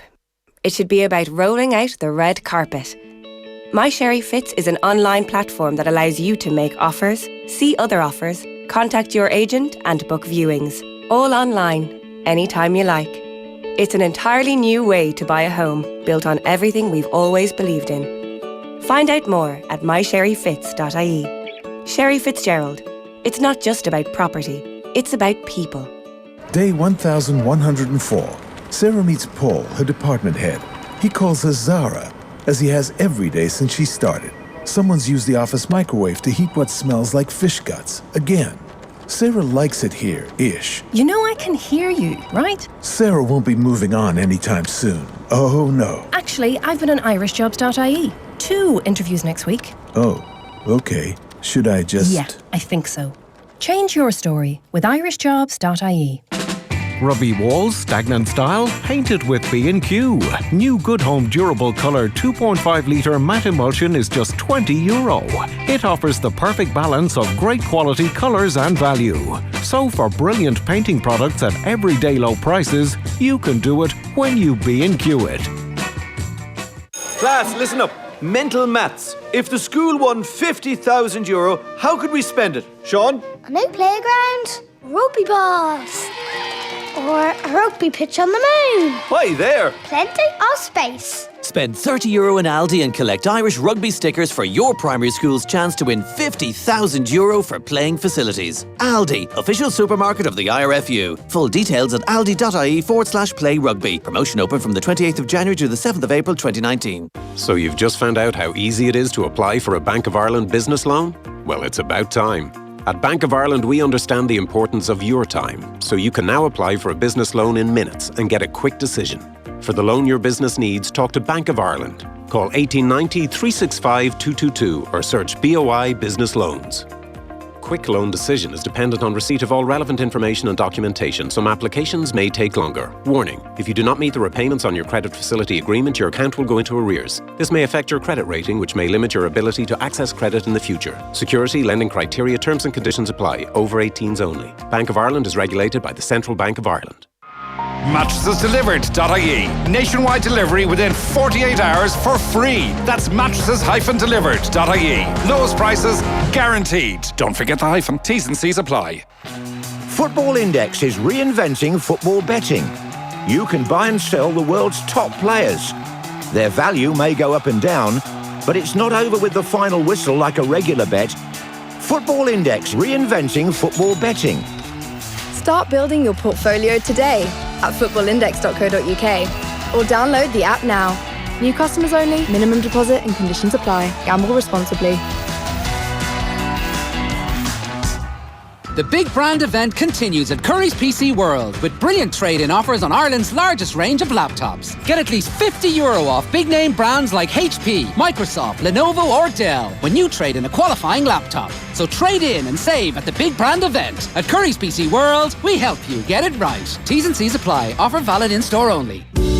Grant has been providing reliable, efficient and affordable home heating appliances for over 40 years. From the award-winning Grant Vortex condensing oil boiler to cutting-edge heat pump technology, you can trust Grant to heat your home. Think heating, think Grant. Visit grant.eu for more information. Is this the beginning of the end of the rental crisis? In this week's Sunday Independent, don't miss the truth about rent in Ireland with a complete breakdown of rental prices in your area. After the Liam Neeson controversy, what really happens when you interview a movie star? Plus, award-winning writer Maeve Sheehan's dispatch from the Mr. Moonlight murder trial. The Sunday Independent, the complete read. Wondering if alcohol is affecting your health, weight or wallet? Find out using the drinks calculator at askaboutalcohol.ie. From the HSE. Off the ball. This is News Talk. Ireland are going to get their first win of this year's Six Nations. They lead Scotland by 22 points to 13. We're into the red at the end of the 80. And Scotland, after their opening win over Italy, beaten on home soil. There's a scrum right in the middle of the pitch. But it looks as though Ireland have done enough. We'll come back to that in a moment. Plenty of analysis to come from Johne Murphy and Andy Dunne. But there's been a third goal at Anfield. Liverpool against Bournemouth. Shane Pennington. It's Liverpool 3, Bournemouth 0, and the third goal coming courtesy of Mo Salah. It's a lovely ball through from Naby Keita for the run of Roberto Firmino. He was on the edge of the area, a little back flick into the path of Salah, and Salah from 12 yards curled it into the left-hand bottom corner of the net. It's Liverpool 3, Bournemouth 0. So Liverpool are going to head back to the top of the Premier League. City will have a chance to reclaim top spot tomorrow when they take on Chelsea. We'll have that game live here on Off the Ball from 4 o'clock. Elsewhere, it is Crystal Palace 0, West Ham 1, Huddersfield 0, Arsenal 2, and still no goals in the games between Southampton and Cardiff and Watford and Everton. We're going to be looking ahead to the new League of Ireland season with Shane Keegan between now and 5 o'clock. Get your thoughts into 53106. And Johne Murphy standing by to talk us through this game between Scotland and Ireland. A very scrappy second half, Johnny, as the full-time whistle goes. Yeah, very, very scrappy second half. No real opportunities for many people, for either team. Kind of Joey Carberry's break. Rob Kearney had 2 breaks down the left-hand side, but outside of that, very, very scrappy affair where there was no real momentum at all. But look, job done. 9-point win, so take it and move on. Probably a missed opportunity not to get a bonus point with scoring 3 tries in 60 minutes. You went for the 8-point win. I did, yeah. They just about beat it. Yeah. Sloppy game, lucky decisions for Ireland. No way we win a Six Nations playing this junk, says Hugh in Cork. Conor Murray's becoming infuriating to watch. His form hasn't been the same since he came back from injury, becoming so predictable, says Mike in Kerry. The Irish fans watching not overly enamoured with the performance today. No, but look, it's results-based. Professional sport is results-based, and they won, so that's it. They're going to have to try and figure out. Obviously, there is a dip in form. I think last week and this week for the Irish halfbacks. Joey Kirby had one moment of brilliance that probably decided the game. Outside of that, there was probably a bit of a struggle there. So I'd say, look, just have to try and take what we can really now at this point. Yeah, and it was a performance again, I guess, with an underperforming Conor Murray, but also with Johnny Sexton off the pitch for the vast majority of the game.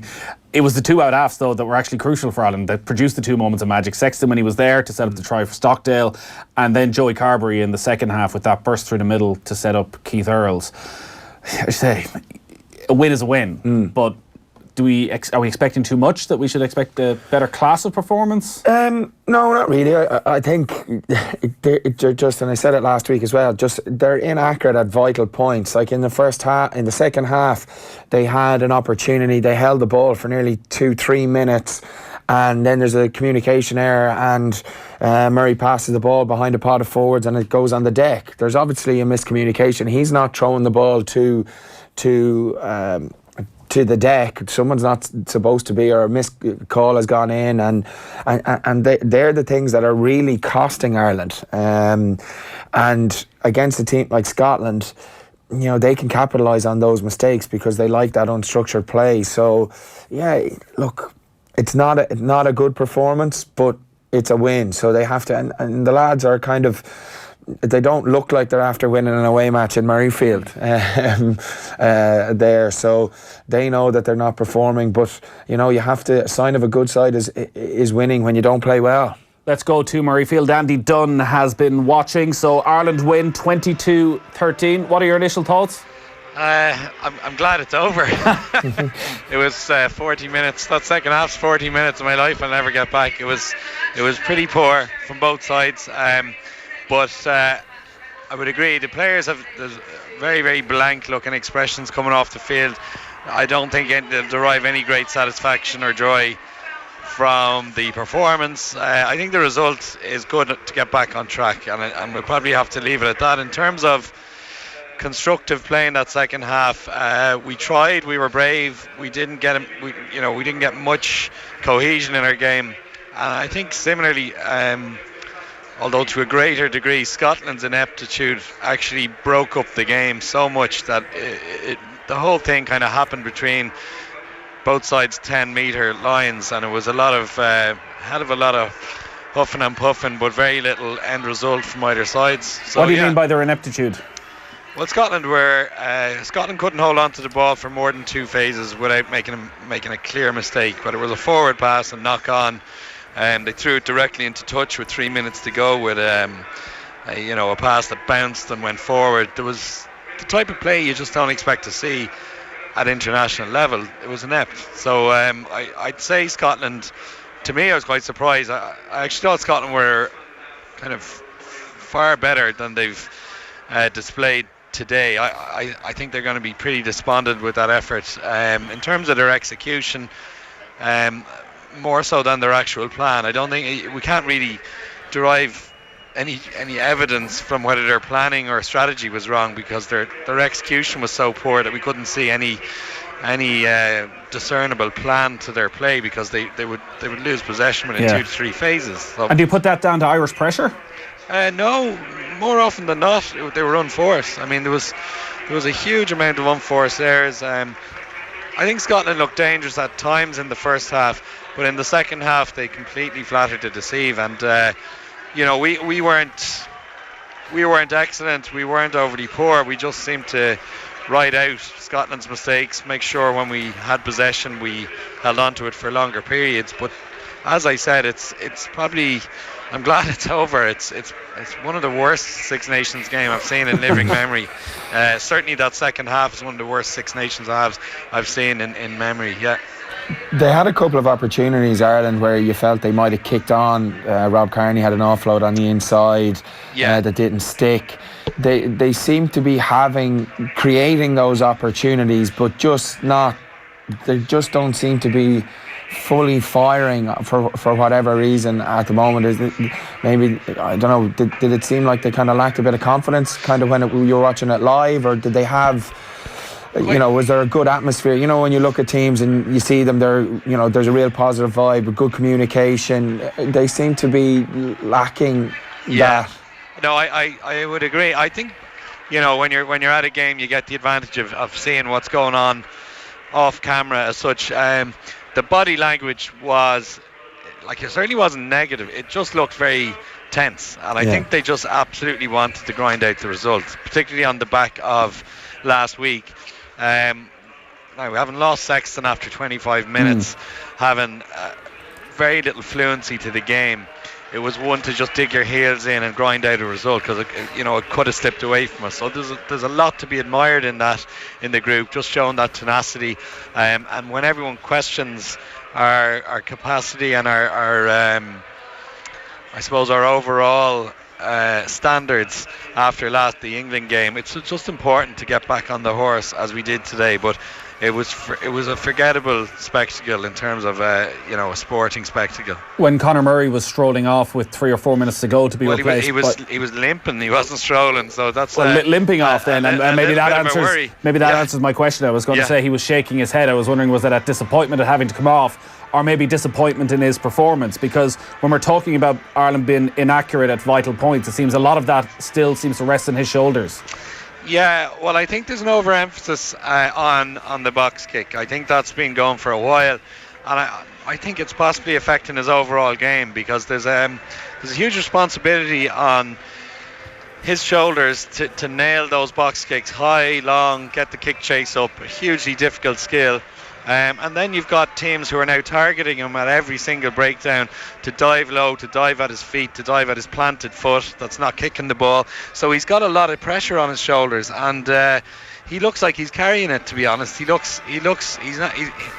one thing I always thought about Murray when he's at his best, he looks completely he looks carefree. He doesn't play with a furrowed brow. He doesn't look like he's breaking sweat.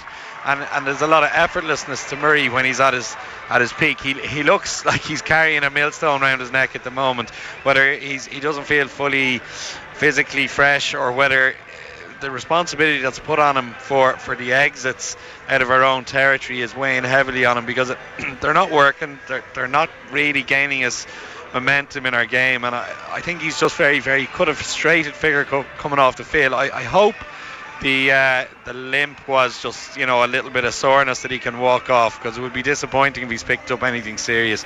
Sometimes foot injuries, players are able to walk with them, but then you find out afterwards it's a bit more serious. So I'm hopeful that's not the case, obviously. And then Johnny only had that 25-26 minutes, and we wait to hear the updates on his situation. So yeah, it's I guess the one positive on the injury front is that it's Italy next in 2 weeks' time. Then there's another fortnight's break before the game against France. So essentially they have a month to get themselves right. And a month as well to try and build a bit of momentum. Go to Italy, try and get the bonus point win, try and get a little bit of confidence. Because did that look to you to be a team that was a little bit shook by what happened last week? The Irish side, The Irish side. I mean, as I said, that body language that you can see when you're at the game, it wasn't kind of bubbly stuff. It wasn't overly communicative. It was just let's dig our heels in and get this across the line. It looked very much like we weren't put to the pin of our collar by Scotland. We didn't have to hang in there. We were in the lead and we were guarding that lead. But it certainly didn't looked a million miles away from our best. And when the level of performance, we're not going to play like we did against the All Blacks every week, or when we played against England winning the Grand Slam last year. But we were miles away from that. And that happens in sport, and teams go through periods of form for multiple reasons, and can be very, very layered at times. But nonetheless, with a few key players injured, a few new guys again getting a run, probably the longest I think Carbery's had in a Six Nations game. Good positives in that too. So it's not. Hopefully, I don't sound negative. The performance wasn't fantastic, but we've got to win. I don't know if you can see what's written in front of me, because it's a text in from Martin, who's watching on Periscope this afternoon. I think it's a little too negative from Andy. I think Carbery looks sharp with ball in hand. Yeah, I'm turning into an old grump. I'm nearly 40 now, so I'm going to get really grumpy. I think Carbery, you'd probably say, par for sure.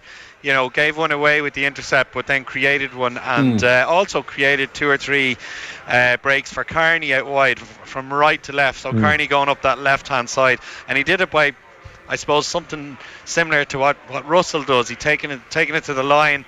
He's a threat himself. The defence has to narrow on him, and then throwing out a nice fast wide ball to Kearney and creating a yard either side of the defender for Kearney to run through.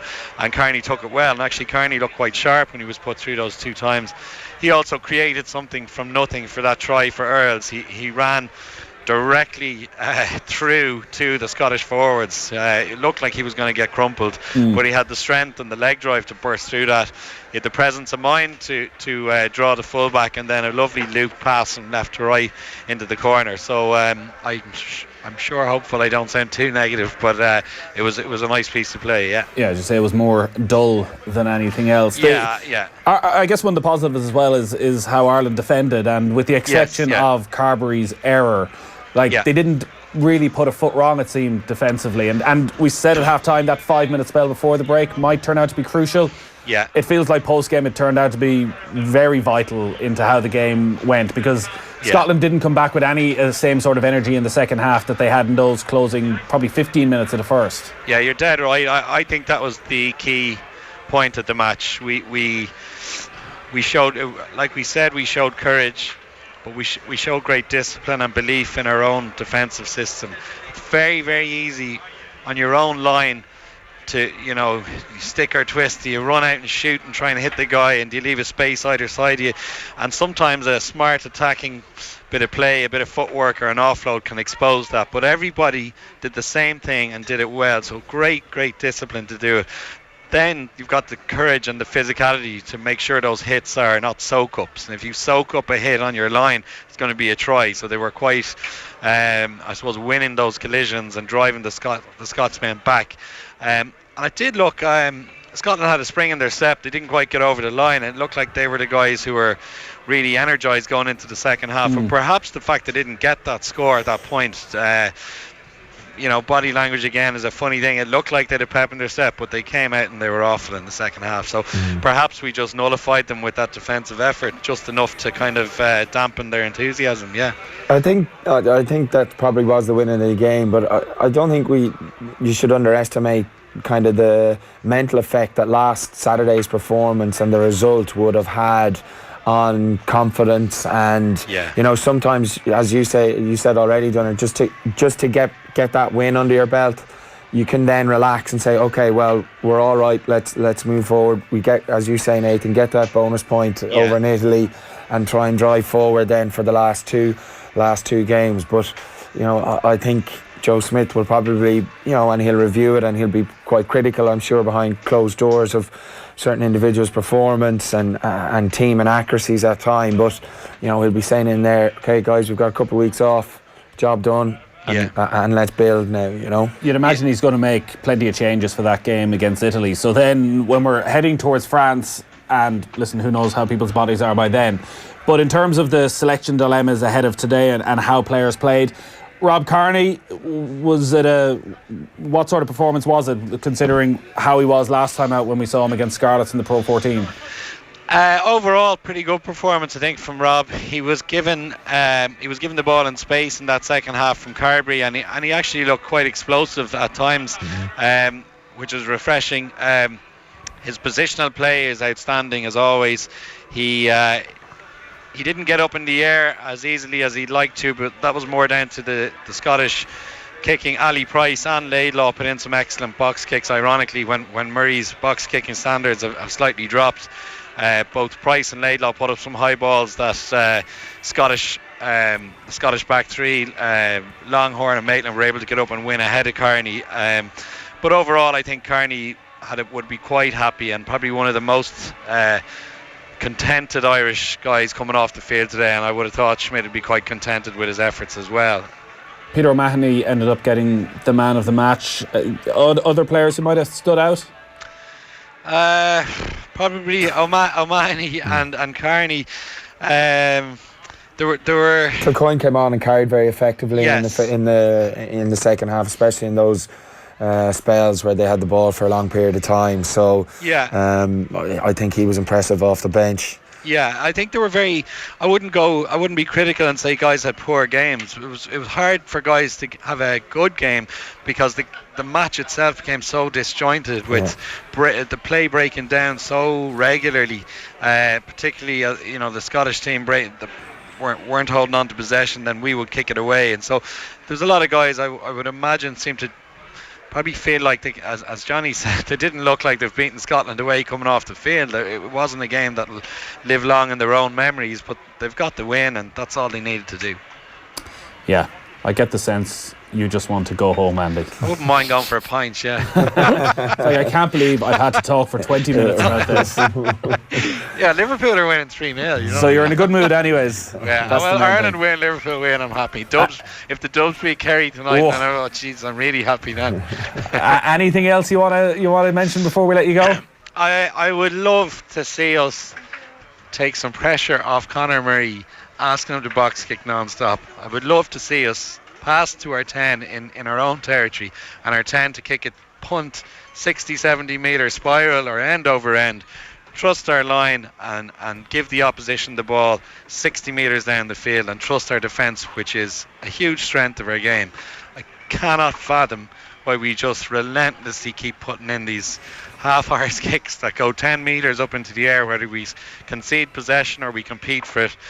everyone knows we're going to do it now. Most teams are catching it and just having possession 10 metres down the field, and it looks to be kind of weighing heavily on Conor Murray that it's affecting his game too. I think if it's one thing we could do differently at all, I would just abandon that for a couple of weeks. I think we probably just need to change our exit strategy slightly in terms of what we do. Not get rid of it completely, but teams last week and this week, they're shepherding very well. They're making it easy for the guys in the backfield to catch the ball. We've no contest. So I think we need to now try and bring in a couple of run kick options. Try and move the backfield so that their structure in the backfield is changed. So change their backfield structure, get them moving, and then bring in your line. And then we might be able to go back then every fourth or fifth time to a box kick because the backfield is not set so rigidly. I think you hit the nail on the head, Johnny. Like, variation is the key there in terms of, maybe I'm being overreactive. You don't have to get rid of it completely, but certainly a reduction. Like, we've got a left footer in Kearney as a fullback. We can go 9-10, a nice miss pass to Kearney. It brings up their centres. Their winger can't stay deep if it looks like we're running it, and your left footer pings it 40 metres behind them. Like, there's great simplicity to that. There's no real risk to it, and it would change how we get out of our own territory. Similarly, dropping it back to our 10 who kicks long.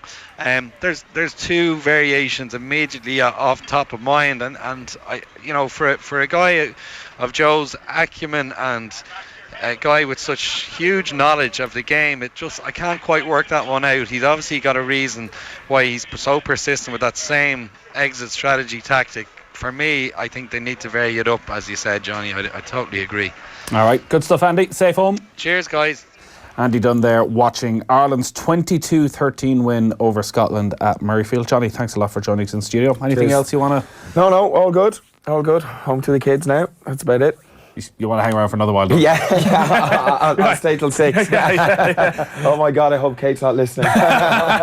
Go through this every day.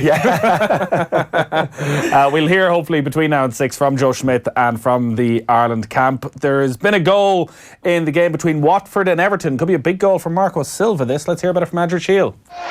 Watford 1, Everton 0. Substitute Andre Gray has got the goal, broken the deadlock at last, just when it seemed it would never happen. Everton were defending a corner, couldn't get the ball away. It came out to Hughes on the right hand side. He was free to hammer in a hard low cross, and Gray had the simple task of knocking it in from about 2 yards out. It's Watford 1, Everton 0. To see Marco Silva seeing out the season. It definitely is, yeah. He's going to be under serious pressure. He's a bluffer. Do you reckon? Absolute bluffer. He's bluffing well though, isn't he? He's managed to bluff himself into 3 different Premier League jobs at this stage. Exactly. And what's he done? Himself into one. He got relegated from the first. Yeah, Gavin Cooney had in 42.8 a very good piece on him there during the week. Apparently, I found it amazing. He's at each of the 3 clubs he's been at the end of that season, that club had the worst set piece record season on season. I found that that really is a very bad look for a manager. Yeah, that you can't correct it, and they spent a huge amount of money, Everton, this summer, and we saw at the meeting with the board quite recently that there wasn't exactly a huge backing from. Yeah, that's right. I suppose the only argument he was making in that piece was that there's been such a turnover in managers that it actually might work in his favour, that the chairman might actually say, oh, we can't be seen to get rid of another lad so quickly, and will they stick with him? But I don't know, he has to be on thin ice, doesn't he? Yeah, I've seen a lot of Everton this season. There is no style of play. They had one run around November where it looked as though he was getting to grips with it, but anything could happen every time they go out on the pitch. Now, a lot of that probably goes down to the buying strategy as well. Like, you cannot trust some of those players. I looked at that front four at the start of the season of Theo Walcott on the right, Bernard on the left, and Sigurdsson playing behind Richarlison. All four of them at their best are good enough to be at a top 6 team, playing regularly. But they don't do it enough. No, well, you're also looking at 4 players where there's not a sight nor sound of a centre forward between the 4 of them, obviously, as well. Richarlison is the one who seems to get fielded in that position most often, but in fairness, it doesn't suit his game. Now, he's a questionable sort of a character by looks of things as well. He seems to be a real kind of, I'll do it when it suits me, and maybe when the opposition isn't the best. But yeah, like they're absolutely crying out for a centre forward, that's for sure, if they're to go anywhere. But yeah, he's definitely on thin ice, you'd imagine, isn't he? Yeah, they have a terrible run of games to come as well at Goodison Park over the next 5-6 weeks. I think they play 5 of the top 6 at Goodison.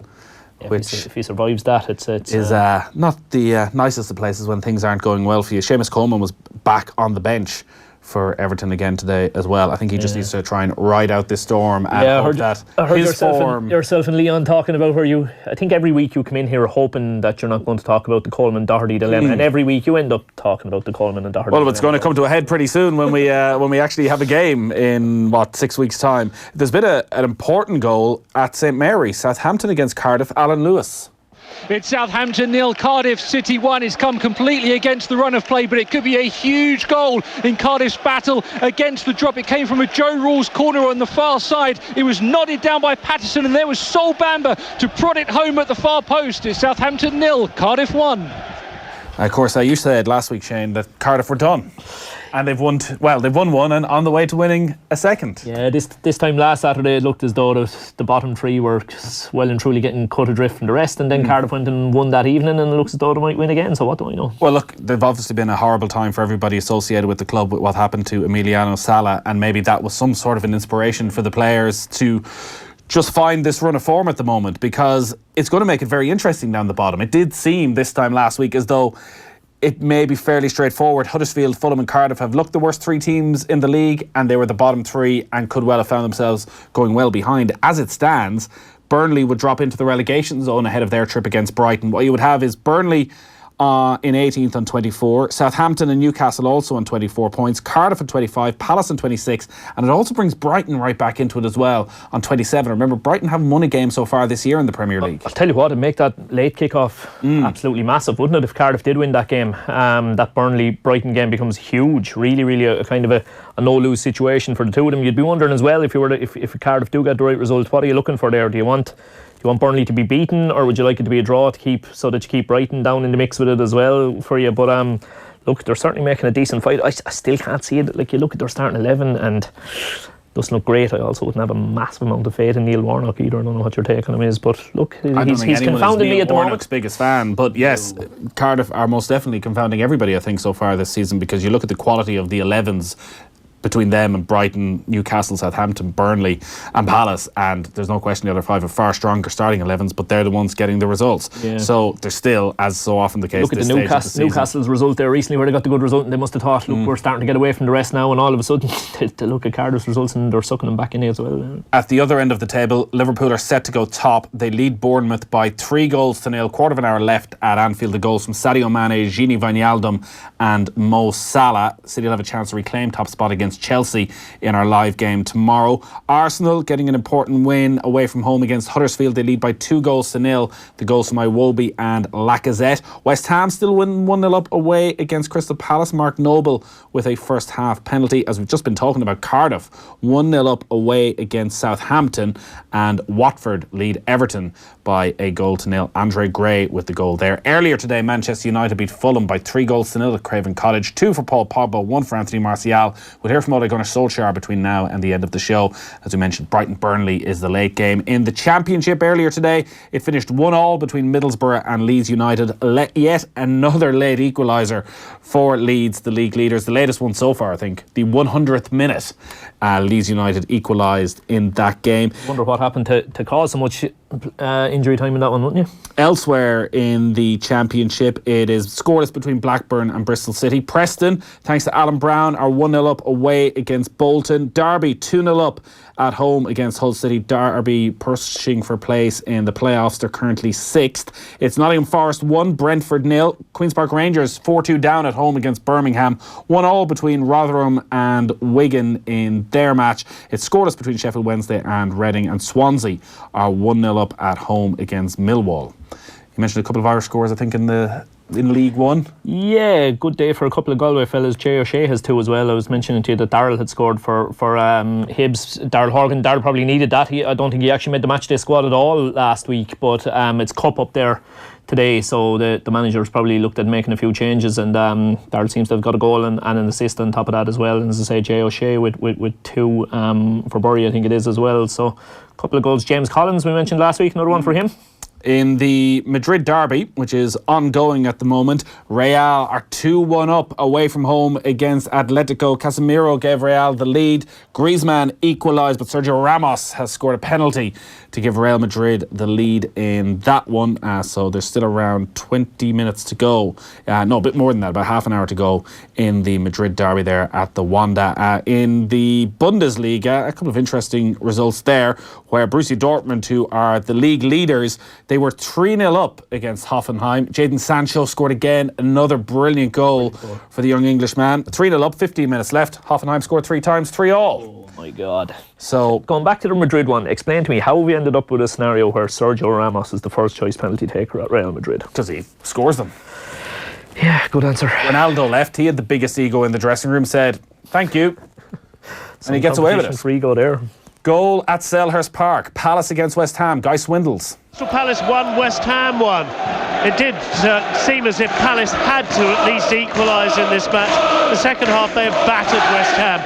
They've missed magical chances. McCarthy somehow hitting the outside of the post when it was easier to score. And then Batshuayi on as a substitute for Benteke, somehow dragged wide when free 10 yards out. But in the end, it was Zaha who was summoned up the goods.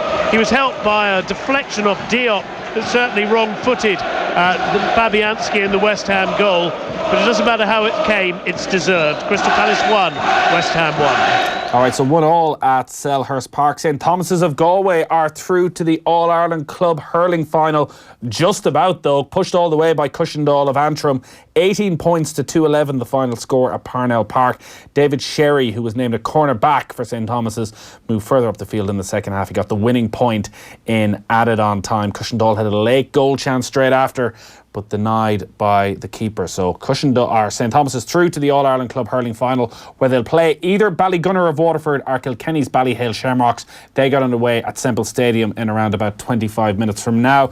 Well done to Beaufort of Kerry, who are the All-Ireland Club Junior Football Champions. They beat Easky of Sligo by 3-17 to 5 points at Croke Park. The intermediate final gets underway shortly. Another Kerry side involved, Kilcummin, up against Nevena of Antrim. That throws in just under 10 minutes. And a couple of scores from the Ladies Football League, the Little Ireland National Football League in Division 1. Galway were 1-9 to 1-7 winners over Monaghan, while I finished the draw in Division 2. Kerry 15 points, Waterford 2-9. So the big stories in the Premier League: Liverpool heading back to the top, 3-0 up against Bournemouth. Arsenal keeping up the pressure on Manchester United in the battle for the top 4, 2-0 up away at Huddersfield, but very tight at the bottom, where Cardiff are leading Southampton 1-0, and it's 1-1 between Palace and West Ham. Watford still lead Everton by a goal to nil. We'll talk you through the full times, and we're also going to talk League of Ireland, because, well, you may not have heard, but the season gets underway next Friday night.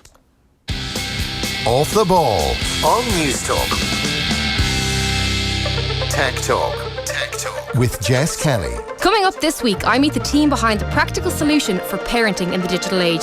It allows parents to control a child's access to the internet, Fortnite and other digital platforms. We'll hear how it works in home and on mobile data.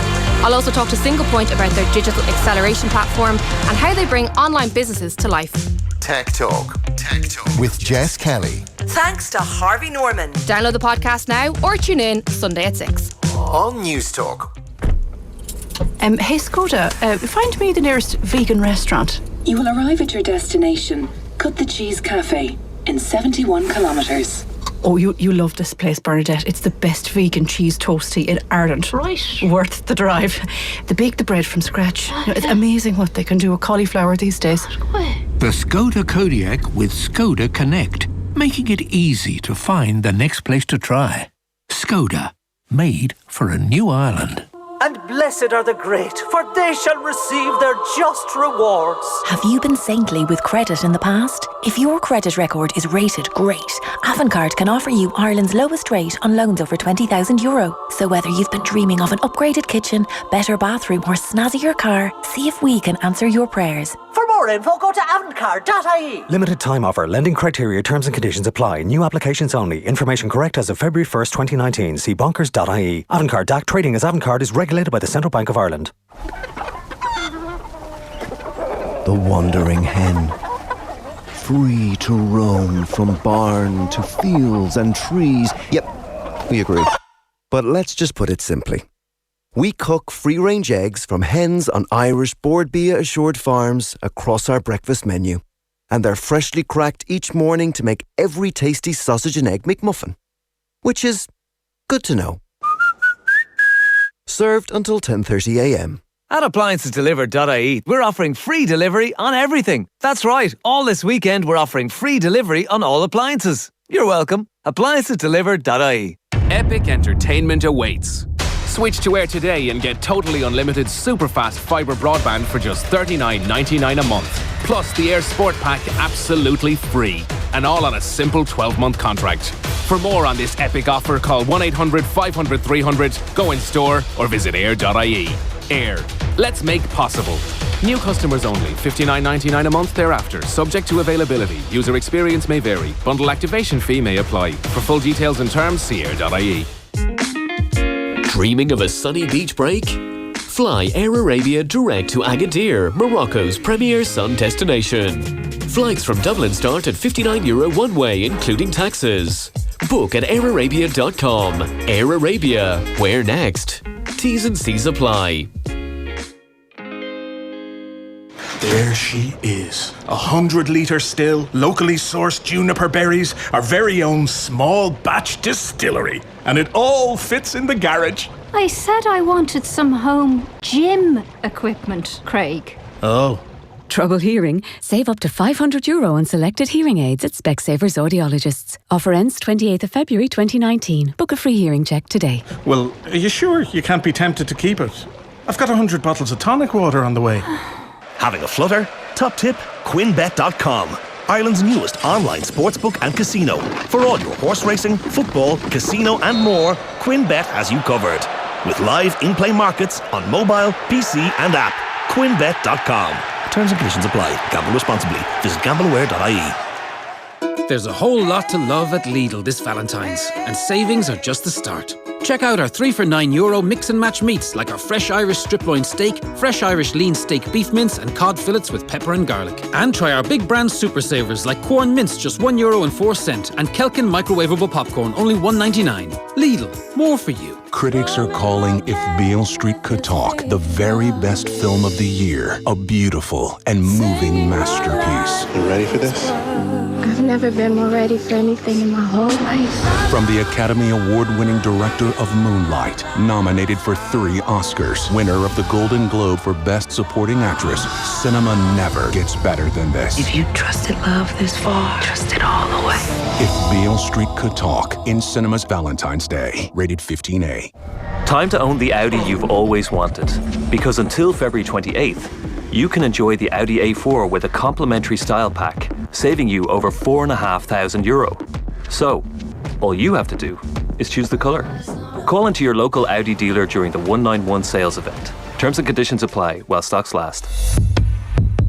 Find yourself correctly predicting the future. Knowing what people are going to do before they do it. Finishing other people's sentences. No. You can't predict the future. When overtaking a cyclist, allow plenty of room. For zones of 50k and under, allow at least 1 metre. For zones over 50k, allow at least 1.5 metres. You can't read the mind of a cyclist, and they can't read yours. Don't second guess. You may not get a second chance. From the Road Safety Authority. Off the ball. This is News Talk. Liverpool still leading Bournemouth by 3-0. It's Arsenal 2-0 up away at Huddersfield. 1-1 between Palace and West Ham. Cardiff 1-0 up against Southampton. And Watford leading Everton by 1-0 into the final 5 minutes in all of those games. 53106 is the text number. We're live on all our social channels this afternoon. Shane Keegan is alongside me in studio. Oh, is he excited? He is. Dan and Johnny are so excited they couldn't even come in today. Because the League of Ireland season is what? 5 days away, 6 days away from the start of the new League of Ireland season.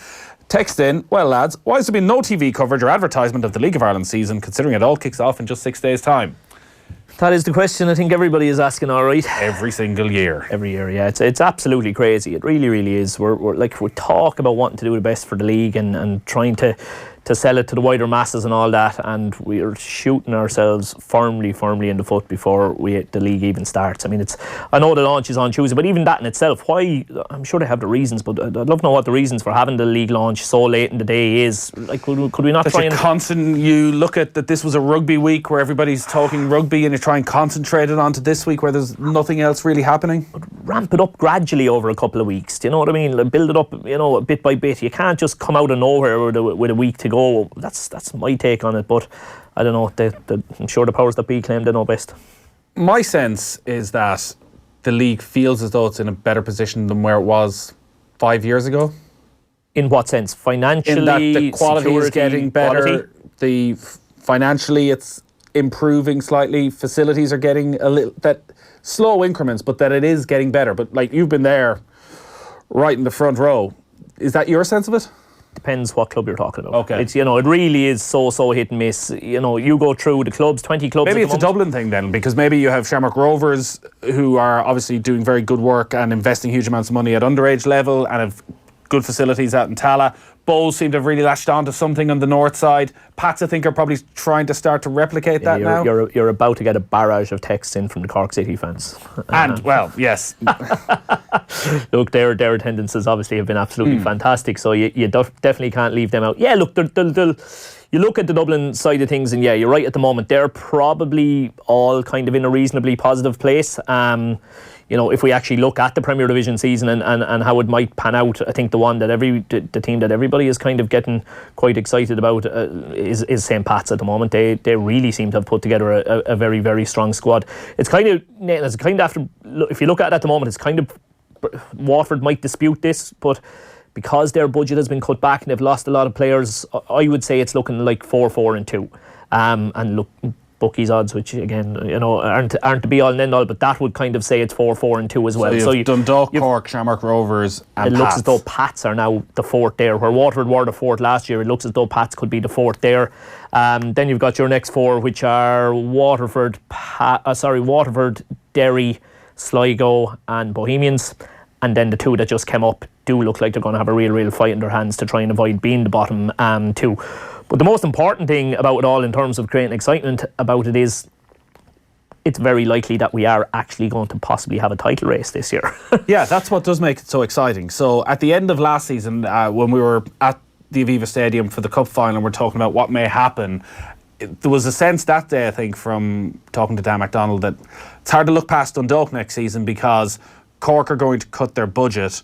There'll be huge pressure on Shamrock Rovers. We're not sure if they can close the gap, but Dundalk don't look like they're going to lose any other players. And he was right, Dundalk didn't lose any other players, but they did lose their manager. And that is the overwhelming question over this season, as to how big an impact that has on Dundalk. Yeah, look, because of the European money and the way things were going, and because of the strength of the setup Stephen had put together up at Dundalk, you were looking at it and going, yeah, these boys are going to dominate for the next 4 or 5 years, with the only question mark being that if they lost Stephen for any reason, maybe that could give everybody else a bit of a sniff. And I don't think anybody at the time, certainly if you're at the FAI Cup final, I don't think you would have been predicting that day that they were going to lose Stephen as quickly as they ended up doing. So now Vinny Perth could be the next Pep Guardiola. He could be, but the point is we don't know, and that creates the uncertainty around it as to, it's his first managerial gig. It's the best gig in this country in domestic football, and it's his first managerial gig. The pressure is going to be absolutely massive. As I say, he could be superb, and they could win it by more points than they won it last year, but at least there's a question mark. There is, and I guess there's a question mark about the dressing room as well, as to, do they put their feet up now that Stephen Kenny's gone and that everybody slacks a little bit? And again, maybe Vinny Perth doesn't allow that to happen. Or maybe Stephen Kenny's put in place a culture there that it's player-led at this stage, that the quality that they have in an attacking sense, that they're still there, and also like guys like Brian Gartland, Stephen O'Donnell still around the place. Like, they've seemed to have good characters throughout that squad, like a lot of smart guys in there. Absolutely, and that's the bit that you'd be looking at and saying, yeah, it is hard to see the wheels coming off, particularly when, as you say, when you mention Brian Gartland, somebody like that within the dressing room is pretty much going to make sure that everybody is at it in the way that they need to be. Look, obviously they want to try and keep the culture that was there, and that was probably the main reason for giving the job to Vinny. Supposedly his coaching has been absolutely top notch over the last few years, but as a few other coaches have found in the last 5-6 years, you look back at how respected Trevor Crowley was, and then he struggled at Rovers. Coaching and managing, they're just two completely different things. He could be brilliant at it, but it is going to be a whole new baby to him, Goal at St Mary, Southampton against Cardiff, Alan Lewis. Southampton 1, Cardiff 1, and Southampton have got an equaliser in injury time. It's come from a corner on this near side. James Ward-Prowse swung it in right-footed. It went all the way to the far post where Jack Stevens was there to bundle the ball home. It's Southampton 1, Cardiff 1. And if you're going to text in saying we interrupted a conversation about the League of Ireland to go to a goal in the Premier League, don't bother. You get that, you do. Every time. Every time. Aaron Paul is waiting patiently. He's down at the Amex for Brighton against Burnley. That's very much become a relegation six-pointer, Aaron. Yeah, I'm just doing the maths here. Burnley still in the bottom three with that goal at Southampton? No, that would move them out. That would move them out. Yeah, my calculation says that takes them out to 17th, and I bet Sean Dyche is watching this with the game or listening to it, or of course on this radio station, as he probably is in the bowels of the stadium here at the Amex. Imagine. Yeah, of course. Newstalk.com. Exactly. His Burnley side, though, they're flirting with those relegation places, the swamp as I like to call it, but they're unbeaten in their last 6 games, and as it goes have never gone 7 unbeaten in the top league. They will want to get 3 points today against a Brighton side who, let's be fair, they've really struggled. 1 win in 10 in the Premier League for the Seagulls. And let's be fair, their fans are overshadowing their poor league form with what's a half-decent cup run. But Burnley, they want to be moving away from those relegation spots tonight. What's the team news? Well, interesting stuff for the visitors. Let's start with Burnley, actually. Plenty of chat on social media this week about 2 players for Burnley, Johan Berg Gudmundsson and Robbie Brady. Of course, they've both been left out of the squad today, despite being declared fit by Sean Dyche to start. And Burnley are really struggling for options in that midfield, but they do remain unchanged from the side that drew against Southampton last week. Jeff Hendrick starts on the wing. Kevin Long is on the bench. For Chris Hughton, he welcomes Dale Stevens back into his starting 11 following injury. Florian Andone begins a suspension, whilst that rock-solid combo of Duffy and Dunk keep their places at the back. All right, thanks a lot for that. Enjoy the game. Aaron Paul there at Brighton against Burnley. On the South Coast, there's been a big goal at St Mary's. Southampton against Cardiff. Alan Lewis. Southampton 1, Cardiff 2, and Cardiff, having just been pegged back to an equaliser at injury time, may have got a winner in this one. A cross on the right-hand side wasn't dealt with by Southampton inside the box, and there was Kenneth Sahor on as a second-half substitute to fire home left-footed in off the post. Drama at St Mary's. Southampton 1, Cardiff 2. Yeah, what a goal. What an important goal that is from Kenneth Zahor for Cardiff in injury time. They've retaken the lead against Southampton. There's also been a goal at the John Smith Stadium. Huddersfield against Arsenal. Least thought. It's Huddersfield Town 1, Arsenal 2, and the bottom side finally have a first goal under new boss Jan Siebert. Thing is, it was probably an own goal from Syed Kolasinac who got the final touch to it. It was Carlin Grant, Nadaba Diakabi who were involved in it. The stadium announcer has given it to Diakabi, but I don't think it was his goal. Huddersfield 1, Arsenal 2. Full-time whistle is gone at Anfield. Liverpool are back on top of the Premier League, watching their win against Bournemouth with Shane Pennington. Liverpool 3, Bournemouth 0, and Jurgen Klopp's men return to the top of the Premier League after a dominant display was too much for Bournemouth. Sadio Mane headed the hosts in front before Gini Wijnaldum made it 10 minutes later with a terrific lob. And it was all over as a contest 3 minutes into the second half when Firmino backheel to Salah, who curled into the left-hand corner of the net. Liverpool 3, Bournemouth 0. Liverpool head off for some warm weather training. Next up, Bayern Munich, then a trip to Manchester United. 3 days later, a home game against Watford, and then a Merseyside derby at Goodison Park. It's a nice little run of games, all right, isn't it? Champions League games are going to be super, aren't they? When you look at some of the games coming up, it's what is it? Spurs Dortmund. Spurs Dortmund Wednesday night. Manchester United Paris Saint-Germain Tuesday night. Yeah, it's going to be a pretty good week. We'll obviously be on air all those evenings as well. Just then, we'll talk a lot more about the League of Ireland as well over the course of the weeks. We'll be talking to some of the various managers from the clubs, and we'll hear a lot from that launch on Tuesday. In terms of playing personnel, so Dundalk haven't really lost anybody. Like, the most interesting acquisition was Jack Byrne at Shamrock Rovers. The one thing when you look at all the teams and what might turn them into a title-winning side is Dundalk still have Pat Hooban. They still have an out-and-out goal scorer, whereas when you look around the league, it doesn't seem like there's too many more of them. Yeah, I'd say he's very short odds for first goals or for top goal scorer at the moment. No, look, he's proven he did it before he left. He went away, he came back. He's done it non-stop since he's come back as well. I suppose you look at the other ones. Cork of Graham Cummins, probably not as going to score as many goals again. Looking at Pats, Mikey Drennan seems to have had a really good kind of pre-season. He's certainly scoring a lot of goals. Jack Byrne will be very exciting again on the back from Chris Forrester. Back in the league I would say is probably the one player that I'm most looking forward to watching again for the coming season.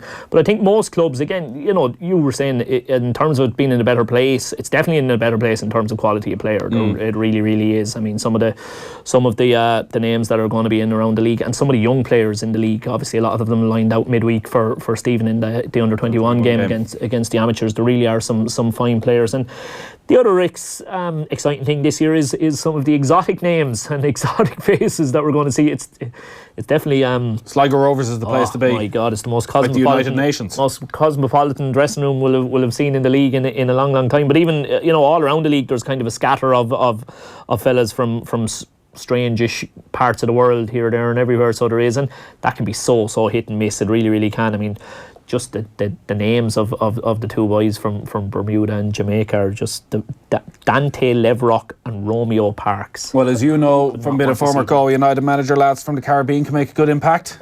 Very true. Very true. You never forget Eric Levine around here. That's for sure. He's still famous for numerous reasons over in Galway. We should mention, of course, the President's Cup. 5:30 start time for Cork against Dundalk, the fourth year in a row. It's still very much President's Cup, unfortunately, has that pre-season feel, even more so than a Community Shield. Yeah, I don't know. It was a really good game last year, and I think it's probably got the makings of it again this year because, like, I know Vinny kind of has to be seen to put a stamp on it as early. Well, I guess that's the thing. There's a lot to lose for him in this game. There is, and John.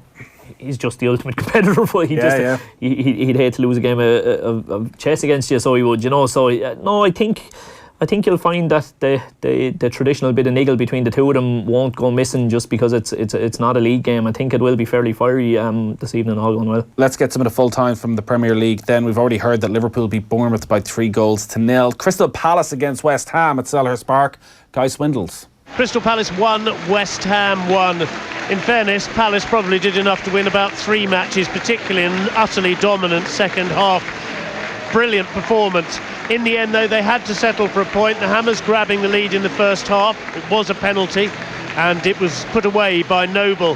However, after that, it was just wave after wave of Palace attack until finally Saha, with a little help from Diop's heel, managed to get past the brilliant Fabianski. Crystal Palace 1, West Ham 1. So real missed opportunity by the sounds of it for Crystal Palace to move clear of the relegation zone. They look to have arguably the best squad of any team in the bottom 8, but they just struggled to put together any run of results. And in fact, when you look at it, Roy Hodgson did a brilliant job last season. You'd have to feel he's underachieving with Palace this season.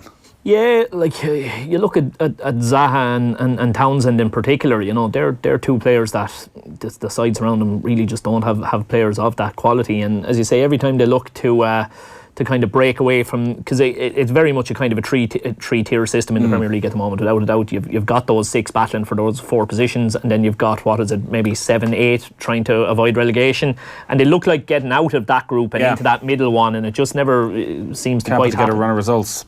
Huddersfield look doomed. They've been beaten yet again at home today against Arsenal. Lee Stott.